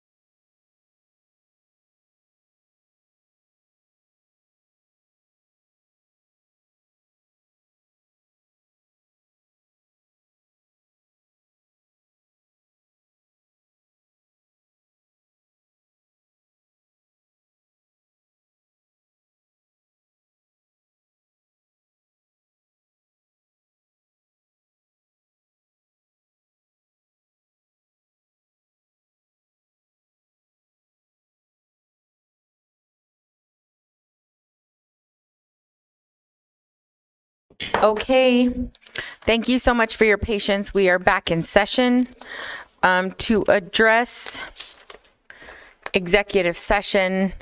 Agenda item number 7. I'll go ahead and move that we proceed with settlement. With settlement with Walmart as discussed in exec. Second. A motion, a second by Supervisor Scott. Discussion. All in favor say aye. Aye. Aye. Opposed? Item passes unanimously. Now on to the addendum. Item number 1. I'll go ahead and move that we proceed with settlement with Green Things as discussed in executive session. Second. A motion, a second by Supervisor Scott. Discussion. All in favor say aye. Aye. Opposed? Item passes unanimously. And addendum item number 2. I'm going to go ahead and move that we proceed as discussed in executive session. Second. A motion, a second by Supervisor Scott. Discussion. Well, all in favor say aye. Aye. Opposed? Item passes 4-1 with Supervisor Bronson voting no. Now we're going to go to item 4B on the addendum. We did accept the resignation of Supervisor Bronson unanimously, and now we're on to discussion, direction, action regarding the selection process to fill the vacancy for the Board of Supervisor District 3. There were some items that were attached for it's the draft selection process. We have the basics. Applicants for the position need to meet the following statutory requirements. Sorry, I'm stuck. 18 years of age at the point of appointment, resident of the state, resident of the district, an elector of the county or precinct in which the duties of the office are to be exercised, literate in English, same political party as the person vacating the office, which is a Democrat. What was suggested is interested parties are going to fill out the following documents with the clerk of the board: a letter of interest, resume, financial disclosure, and a questionnaire. That the clerk of the board will begin accepting required documents on November 22nd at 9 a.m. Submission deadline will be on Friday, December 1st at 5. The clerk of the board will post the selection process information on the Pima County homepage. Information regarding how to submit public comments will be included. If requested by the Board of Supervisors, a virtual forum for the candidates will be scheduled and conducted by the League of Women Voters of Greater Tucson sometime after, obviously, December 1st. An update will be provided at the Board of Supervisors meeting on Tuesday, December 5th as to how we're doing with the selection. For example, sharing the number of applicants that submitted all of the requirements. The Board of Supervisors intends to make an appointment at the Pima County Board of Supervisors meeting on Tuesday, December 19th. The person appointed will fill the remaining term and serve through December 31st, 2024. District 3 voters will elect a candidate to serve a new 4-year term at the general election in November of 2024. The questionnaire is all of this is obviously. Madam Chair, it's District 3, not District 2. I'm sorry, Supervisor Bronson? It's District 3, not District 2. I think that's what you just said. I think, okay, I don't know if it's District 3, obviously, yes. Okay, so then, I hope y'all had a chance to look at the questionnaire, and then there are like 13 questions, and then the last 2 sentences are: please be aware that the Pima County will conduct a background check on all qualified candidates, and please complete the attached conflict of interest forms and submit with questionnaire. And then you have the conflict of interest form there. And disclosure memorandum. So how would we like to move forward? Chair Grijalva. Supervisor Scott and then Supervisor Christie. I do have some concerns about some of the questions on the questionnaire, but before I get to those, just wanted to ask, it says under the process that number 7, an update will be provided at the Board of Supervisors meeting on Tuesday, December 5. Since that's after the deadline for submissions, is that when we will determine if we're going to request a virtual public forum scheduled and conducted by the League of Women Voters? I would assume yes. The other issue is the reason why the questionnaire was sort of added is we don't have any idea how many people are going to apply. So let's say we have a very robust number, like 10 people, and 9 of them submit all of the 4 required kind of parts of this process. That's not a realistic group, in my opinion, to have like a meaningful forum. So the questionnaire might help us sort of narrow down the pool to appropriate number, but then we might not have very many people, and maybe, you know, we decide we don't need the forum. I would like to advocate for the forum, but that's obviously a majority. Yeah, and then the other reason I thought it would be good to provide an update is we'll have an idea of how many people submitted, how many people are moving on to whatever the second part. Yeah. So there'll be an item on the agenda for December 5th that lays out all of the discussion and decision items for the board. Yes. Okay. So with regard to the questionnaire, again, I am grateful for the fact that you and staff put together a draft questionnaire for us. I feel that we should delete question number 3 because I think it's just too hypothetical. Sure. And no one's ever going to get the chance to do that. It'd be great. I call first if we do get to do that. And then just for those listening, it is, if you were handed $1 million and told you could spend it on anything in the county, what would you spend it on? Just FYI. Okay. Well, first of all, I'd spend it all in District 1. Right. And then I also think that we should delete question number 7 and question number 10, because I don't think that we should be asking applicants where they stand on specific matters of policy, and those are the only 2 questions that address specific matters of policy. I think our questions should be general and address qualifications and their overall values and priorities, but not get into specific areas of policy like 7 and 10 do. I also think, and I don't know if you want me to just go through all of these. Sure. Okay. I also think we should delete the second part of question number 4, because we set policy, but then the implementation of that policy is done by administration.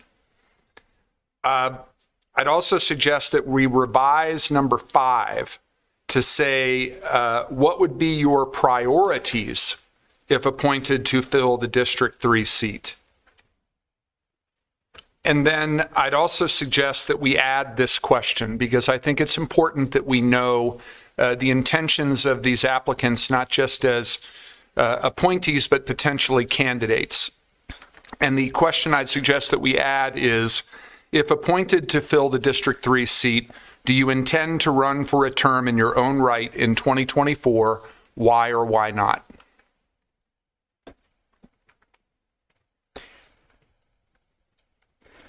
Okay. Supervisor Hines? So I think, could we perhaps revise 10 to maybe say, do you believe that the county has a role to play in early childhood education? Instead of a specific up or down vote on this policy, will you continue it? Just a more of a philosophical, do you see what I'm saying? It's not. Go ahead, Supervisor Scott. Thank you. I just think that with both 7 and 10, we're isolating 2 specific areas of policy. One dealing with our approach to asylum seekers, and the other one dealing with early education funding. I don't think we should ask questions related to specific areas of policy. And if we did do that, why are we just focused on these 2? To me, we should be asking questions about qualifications, areas of emphasis, priorities for candidates, but asking them about 2 specific areas of policy, I just don't think we should go down that road. And we also will have the opportunity to ask questions if we want to of individual candidates. Both of these are very important issues for me, and so I would, if I decide to go through a specific interview process, these will be questions that I ask for sure. Supervisor Christie. Thank you, Madam Chair. There's one question missing, and that is, if you were a tree, what kind of a tree would you be? Okay. And I just looked back at the other processes all the way back to a little known supervisor who is now a congressman, Raul Grijalva's replacement, and they never had these questionnaires. And these questions are not collaborative. And my first question is, who generated this list and why? So, Supervisor, so really quickly, there was a process when my father was resigned from this, and I remember very clearly being, there was. No, I'm sorry. No, there was not. There was they were sitting here asking questions. There were several people that applied for the position. Oh no, this sounds like Nazi Germany. No, you're trying to elect who you want to elect. I am just so disappointed. Okay. So Supervisor Christie. Madam Chair, who wrote this list together? I'm answering the question. So when Administrator Lesher and I were talking about what if we have a lot of people and how do we narrow the group and how do we answer some questions, like what are some of the priorities? I think these are important questions for us, people that are going to be voting for an appointment, to know. Administrator Lesher offered to do a draft. Could we get Administrator Lesher to come on the phone and talk to us about how you all Well, he asked absolutely. As soon as I finish really quickly, and then our legal counsel added some questions, added more specificity for the different background checks and others. This does not say Germany. I mean, I don't care about background checks. I get that. But the questions, wow. I mean, who do you want to elect, Alita? Yeah, it's very non-collaborative, and it looks like there's an agenda here for a candidate in order to fill some sort of a litmus test that meets certain requirements that are attractive to perhaps certain supervisors. I think we should throw the list out. The supervisors can attend the League of Women Voters meetings, hear what the candidates have to say, even ask questions. They can interview the candidates individually, privately, but this really is something that has never been done before, and we do not need a questionnaire. And let's forget everything else is fine. All the other requirements, no problem, even the background check. But we do not need a questionnaire, and it's tainted and drawn into getting a response to see where somebody potentially stands that might be supportive of another supervisor's narrative or agenda, and I think that's wrong. So the only other question I have is Supervisor Christie and to Supervisor Scott and Supervisor Hines. If we have 10 people apply for a position that's not really a forum, I mean, they won't have an opportunity. Let's say we have an hour. Basically, everyone will be introduce themselves and then do a closing. I get what you're saying, Chair, but that's just disappointing for me as I exit. I mean, that's just, if that's what you're saying, you're spoofing us. You know who you want. And I am just so disappointed in you. Okay. And this, Madam Chair, I don't see anything that really represents what the wishes of the residents and voters of District 3. It's more county-wide issues that could be developed later, but it doesn't really reflect what kind of District 3 representation we've had for the last 27, 28 years. Oh, Steve, don't. It really should be part and parcel as to how the voters and the residents want to continue as far as their representation. And it doesn't address that. So I say throw the questionnaire out completely. Okay, thank you. And I think that was what we heard from Supervisor Bronson. No need for a questionnaire. Supervisor Hines. So if we're continuing with a questionnaire, I'm fine with deleting question 3, 7, and 10. And I'm fine with the proposed revision, making it about your priorities for question 5. But I think I would not want to add the question about whether or not someone's going to continue in the office, because I didn't know a heck of a lot about what I was doing when I started. So I don't know that anybody, it's kind of unfair to ask that, because I don't know if they would even know, like if they like the job, if they're good at the job, any of that. They might say, okay, I have no plans to run for the full term, and they could be one of the best supervisors ever. And then we might be asking them to run for, so I just think that one I think I would probably not want to add. But the other modifications I'm fine with. Okay. Anything else? Madam Chair, Supervisor Christie. It's obvious that, I'm sorry? No, I'm calling on you. Go ahead. It's obvious that there's not consensus on this questionnaire. Even my colleagues who might be so inclined to have one are taking exception to a number of them. Why not just make it easier and just remove the questionnaire completely, rather than pick it apart and try to massage something that really is not necessary and should not be included in the process. Okay. Never has been before. So Supervisor Christie, if we have 10 applicants that submit all of the required paperwork, should, in this scenario, everyone move on, and then on the 19th, will either individual supervisors will be conducting their own interviews, we'll have a forum that's about an hour long, that won't be very substantive, because with 10 people, you hear from like 5 minutes from every individual. But each individual can call each supervisor. Then one-on-one interviews. And who's to say that the forum's only an hour long? It could be longer than that if they so desire. I think that's a proposal from the League of Women Voters. Okay. Their forums are usually an hour. They've done this before. Even I've participated in some of their forums. But that, I think, is the most unbiased, unslanted, unagendized way to do this without having this questionnaire, which definitely is. Chair Grijalva. Supervisor Scott, and then you actually put it together without talking to any of us. That disappoints me. Supervisor Bronson, it literally is a tool in any kind of interview, and I thought that it would be beneficial. No, it is not a tool. It is your tool. No, respectfully, that's not accurate, Supervisor Bronson. So I understand your position. Thank you. I understand your position. I'm going to call on supervisors. No, I don't think you do. Oh, you don't want the questionnaire. I understand that. Is there something else that I'm missing? Okay, Supervisor Scott.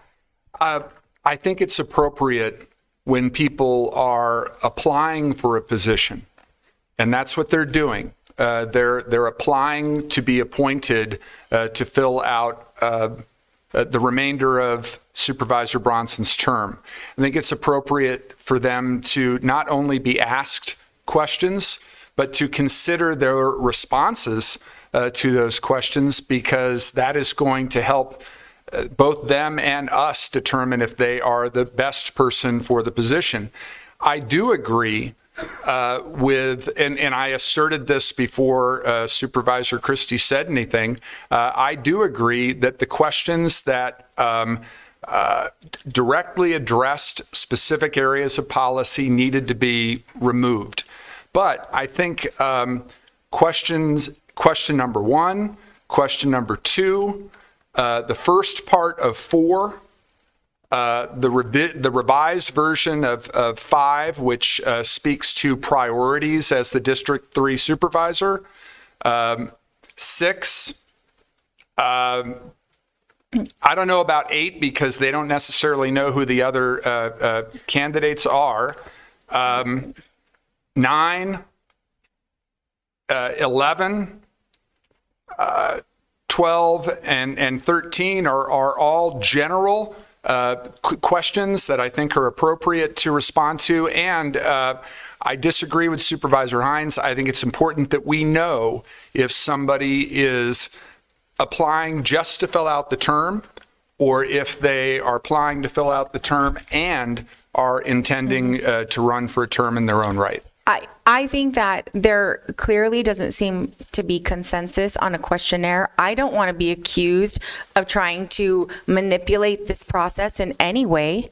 And so I think that what I will do is utilize this questionnaire, and for anyone who wants to apply for this position and wants to have a conversation with me about it, I will ask these questions.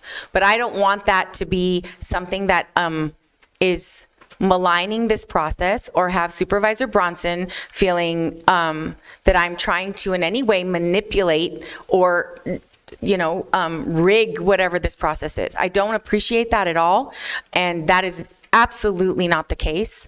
And so I'm totally comfortable moving forward with the letter of interest, the resume, and the financial disclosure statement. And unless there's any opposition with the rest of the process, move that. And And we just eliminate the question. I'm sorry, Supervisor Christie? And you also include in your analysis here to remove the questionnaire from the process. Just those 3 points: letter of interest, resume, financial disclosure form. The rest of the documents does anyone have any issue with the clerk beginning to accept required documents tomorrow at 9? Okay. Anyone have an issue with December 1st being the cutoff? And then that we will provide an update based on the feedback from the recorder's office, from HR regarding the background check. And then I think the only other thing that we might want to cover in writing it somewhere is to let people know that there will be a basic background check. That's something that we discussed before, and that to please complete the attached conflict of interest forms. And then we'll just eliminate submit with the questionnaire. And Okay, Supervisor Hines. So I hear 3 supervisors mostly in agreement on a lot of the questionnaire, and I think we should move forward with it. Yeah, I understand that, but I don't want there to be, this sort of narrative that I sat in a dark room somewhere and wrote up questions. I'm not comfortable with that. I'm not going to move forward with it if there's this kind of opposition that is very personal in nature, it's just offensive. So I think the questions are solid. They were not something that I came up with in isolation, by the way, and not ones that I wrote out specifically. The ones that I suggested specifically have to do. I'm going to finish my comment, and then we're going to move forward. What makes District 3 unique in Pima County, and what are some specific areas of concern in District 3, and how would you work to address those concerns? Those were the 2 that I thought were really beneficial, but that's fine. How did you come up with them? Did you talk to me? You did not. Supervisor Bronson, it's a moot point because we're not going to utilize the questionnaire at all. Should have? Don't you think you should have? I think that you saw the attachment. You saw what the process was looking like. You should. I understand. I understand. It was my oversight, Supervisor Bronson. Yeah, absolutely. Is there anything else? Madam Chair? Supervisor, I'm sorry, Melissa. Yeah, is that a form in a motion? Yeah, I just wanted to make sure as I'm going through this process that everyone is comfortable thus far. I wanted to make sure that the conflict of interest documents were included. If it's not part of specifically the financial disclosure statement, that somewhere the conflict of interest receipt and acknowledgement, and then the conflict of interest disclosure memorandum, that's not specifically listed. And so I think that maybe we can replace those 2 with the questionnaire, because I think that that's important, that needs to be filled out. And I don't know that it is covered specifically with just financial disclosure form. Anything else? I disagree. You don't think that we should have the conflict of interest? Oh, conflict, financial, but not the questionnaire. No, we've eliminated the questionnaire. It's not going to be submitted with any portion of this. Okay, fine. Thank you. And so we have We want to make sure that candidates understand that there'll be a background check, they have to fill out financial disclosure statement, and that there is a conflict of interest. They acknowledge it, and that they fill out the attached memorandum that says they have a conflict of interest. Totally agree. Okay, great. And so, thank you. Yeah, absolutely. Is there anything else? Just to clarify. Yes, Supervisor Scott. I'm sorry, Chair Grijalva. We're requesting a letter of interest. We're requesting a resume. We're requesting that they complete the same financial disclosure statement that candidates and supervisors have to complete. Correct. And we're informing them that they will do a background check, that a background check will be done. If individual supervisors want to meet with any of the applicants after December 1st, we can do that. And then we will decide on December 5th if we're going to have a forum. Correct. And the conflict of interest. Thank you. Thank you. I'm sorry, Supervisor Christie? Can we have one more clarification, please? Sure. Go ahead. I'm kidding. I get it. You got it all? Okay. It works great. Okay. Everything but the questionnaire. With the questionnaire has been eliminated, there will be no attachment of a questionnaire. Got it. Anything else? Okay. No, but thank you, Chair. I've been of course. a bitch today, but it's my last day. I understand. And I don't want this to be that there be any stress or negative feelings about what is trying to be accomplished. We're trying to do something that is it's going to be a difficult decision. No, and it's going to be a transition. Right. Free at last. And then you've got the old job I had. Good luck. Right. Thank you. Just till the end of the year. Okay. All right. All right. So we have a motion and a second. Madam Chair, who seconded it? Oh, I'm sorry. I did. Oh, Supervisor Scott did. Thank you. I'd forgotten it happened so long ago. Okay, I have a motion and a second. And all those in favor say aye. Aye. Wait, hang on. Is that Supervisor Hines? Sorry. Is that an aye? You're voting for the process? Am I? I don't know. Yes. Can you just, all those in favor say aye. Aye. Okay. Opposed? Aye. Great. Item passes unanimously. Thank you. All right. Now we just have a couple other items. Item 6 is procurement to provide for computer software and related items. I'll go ahead and move the item. Second. Have a motion and a second by Supervisor Scott. All in favor, any discussion? All in favor say aye. Madam Chair. Oh, Supervisor Madam Christie, Chair. go ahead. Yes. I did have something on this item 6. On the addendum.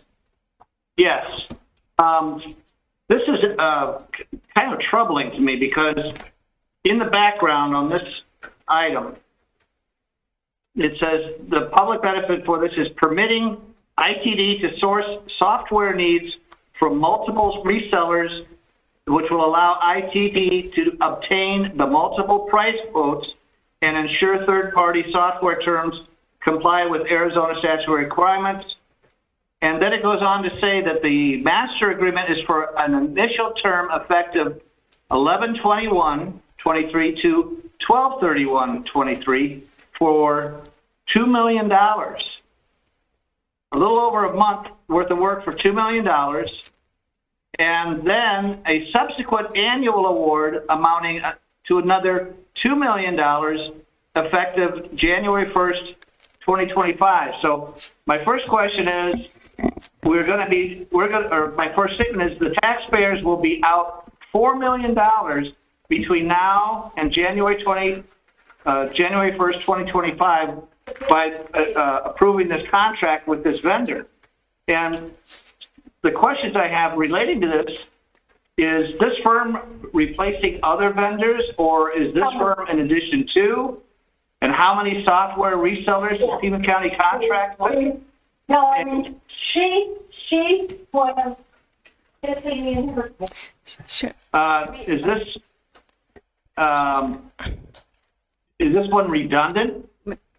Administrator Lesher. Thank you. Yeah, and thank you very much. Chair Grijalva and Supervisor Christie, it's an odd timing related to this contract, which is the $2 million for a month and then $2 million for the year. But I'm going to ask Deputy County Administrator Holmes to provide some granularity for you. Of course. Chair Grijalva, Supervisor Christie, this is a new reseller. We had some concerns with the previous reseller in terms of pricing and agreement to some of the new terms. There's been a negotiation with this new reseller for about 6 months. In the meantime, while we were renegotiating with a new reseller and creating a new contract, there are 4 contracts that are up now for renewal, the tune of over $900,000, with taxes probably closer to $1.2 million, that are all set to expire.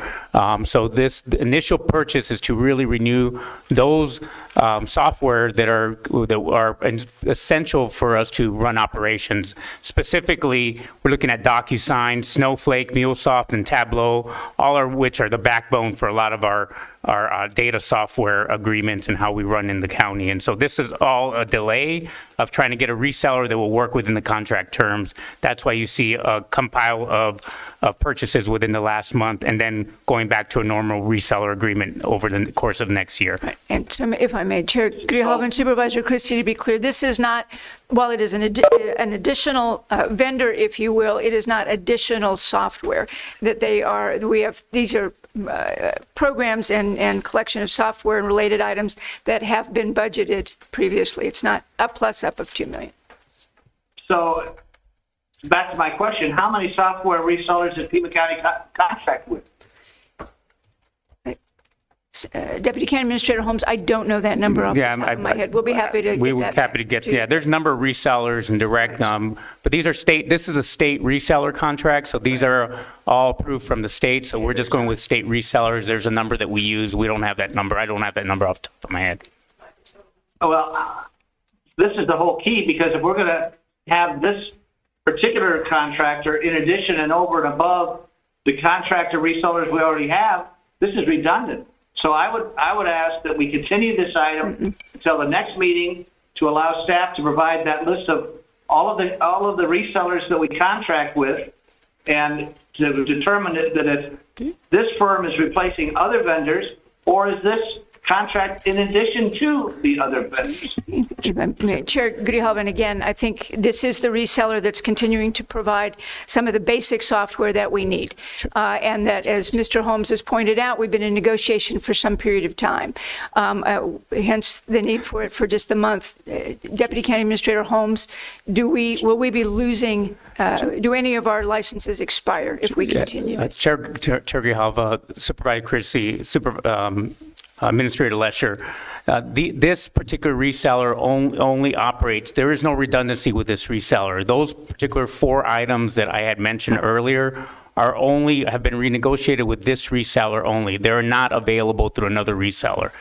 The previous reseller would not agree to terms of contract. That's why we went with this new reseller. It took us about 6 months to contract with a new reseller of these items. There is no redundancy with these products that we need to purchase. Thank you. Okay, thank you, Madam Chair. Okay, thank you. Any other questions?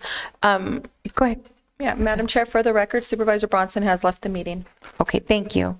So, did we have a motion and a second? I believe so. Okay, so I have a motion and a second. All in favor say aye. Aye. Opposed? Okay, item passes 3-1 with Supervisor Christie voting no. Item number 7 is Atmosphere Commercial Interiors, Goodman Inc. I'll go ahead and move the item. Second. Have a motion, a second by Supervisor Scott. Discussion? Sure. Supervisor Hines. So, could I just get a little more information on what we're doing in terms of furniture and $5 million? Because we've talked a lot about helping people in the community that need it. We give $5 million annually to assist with affordable housing projects.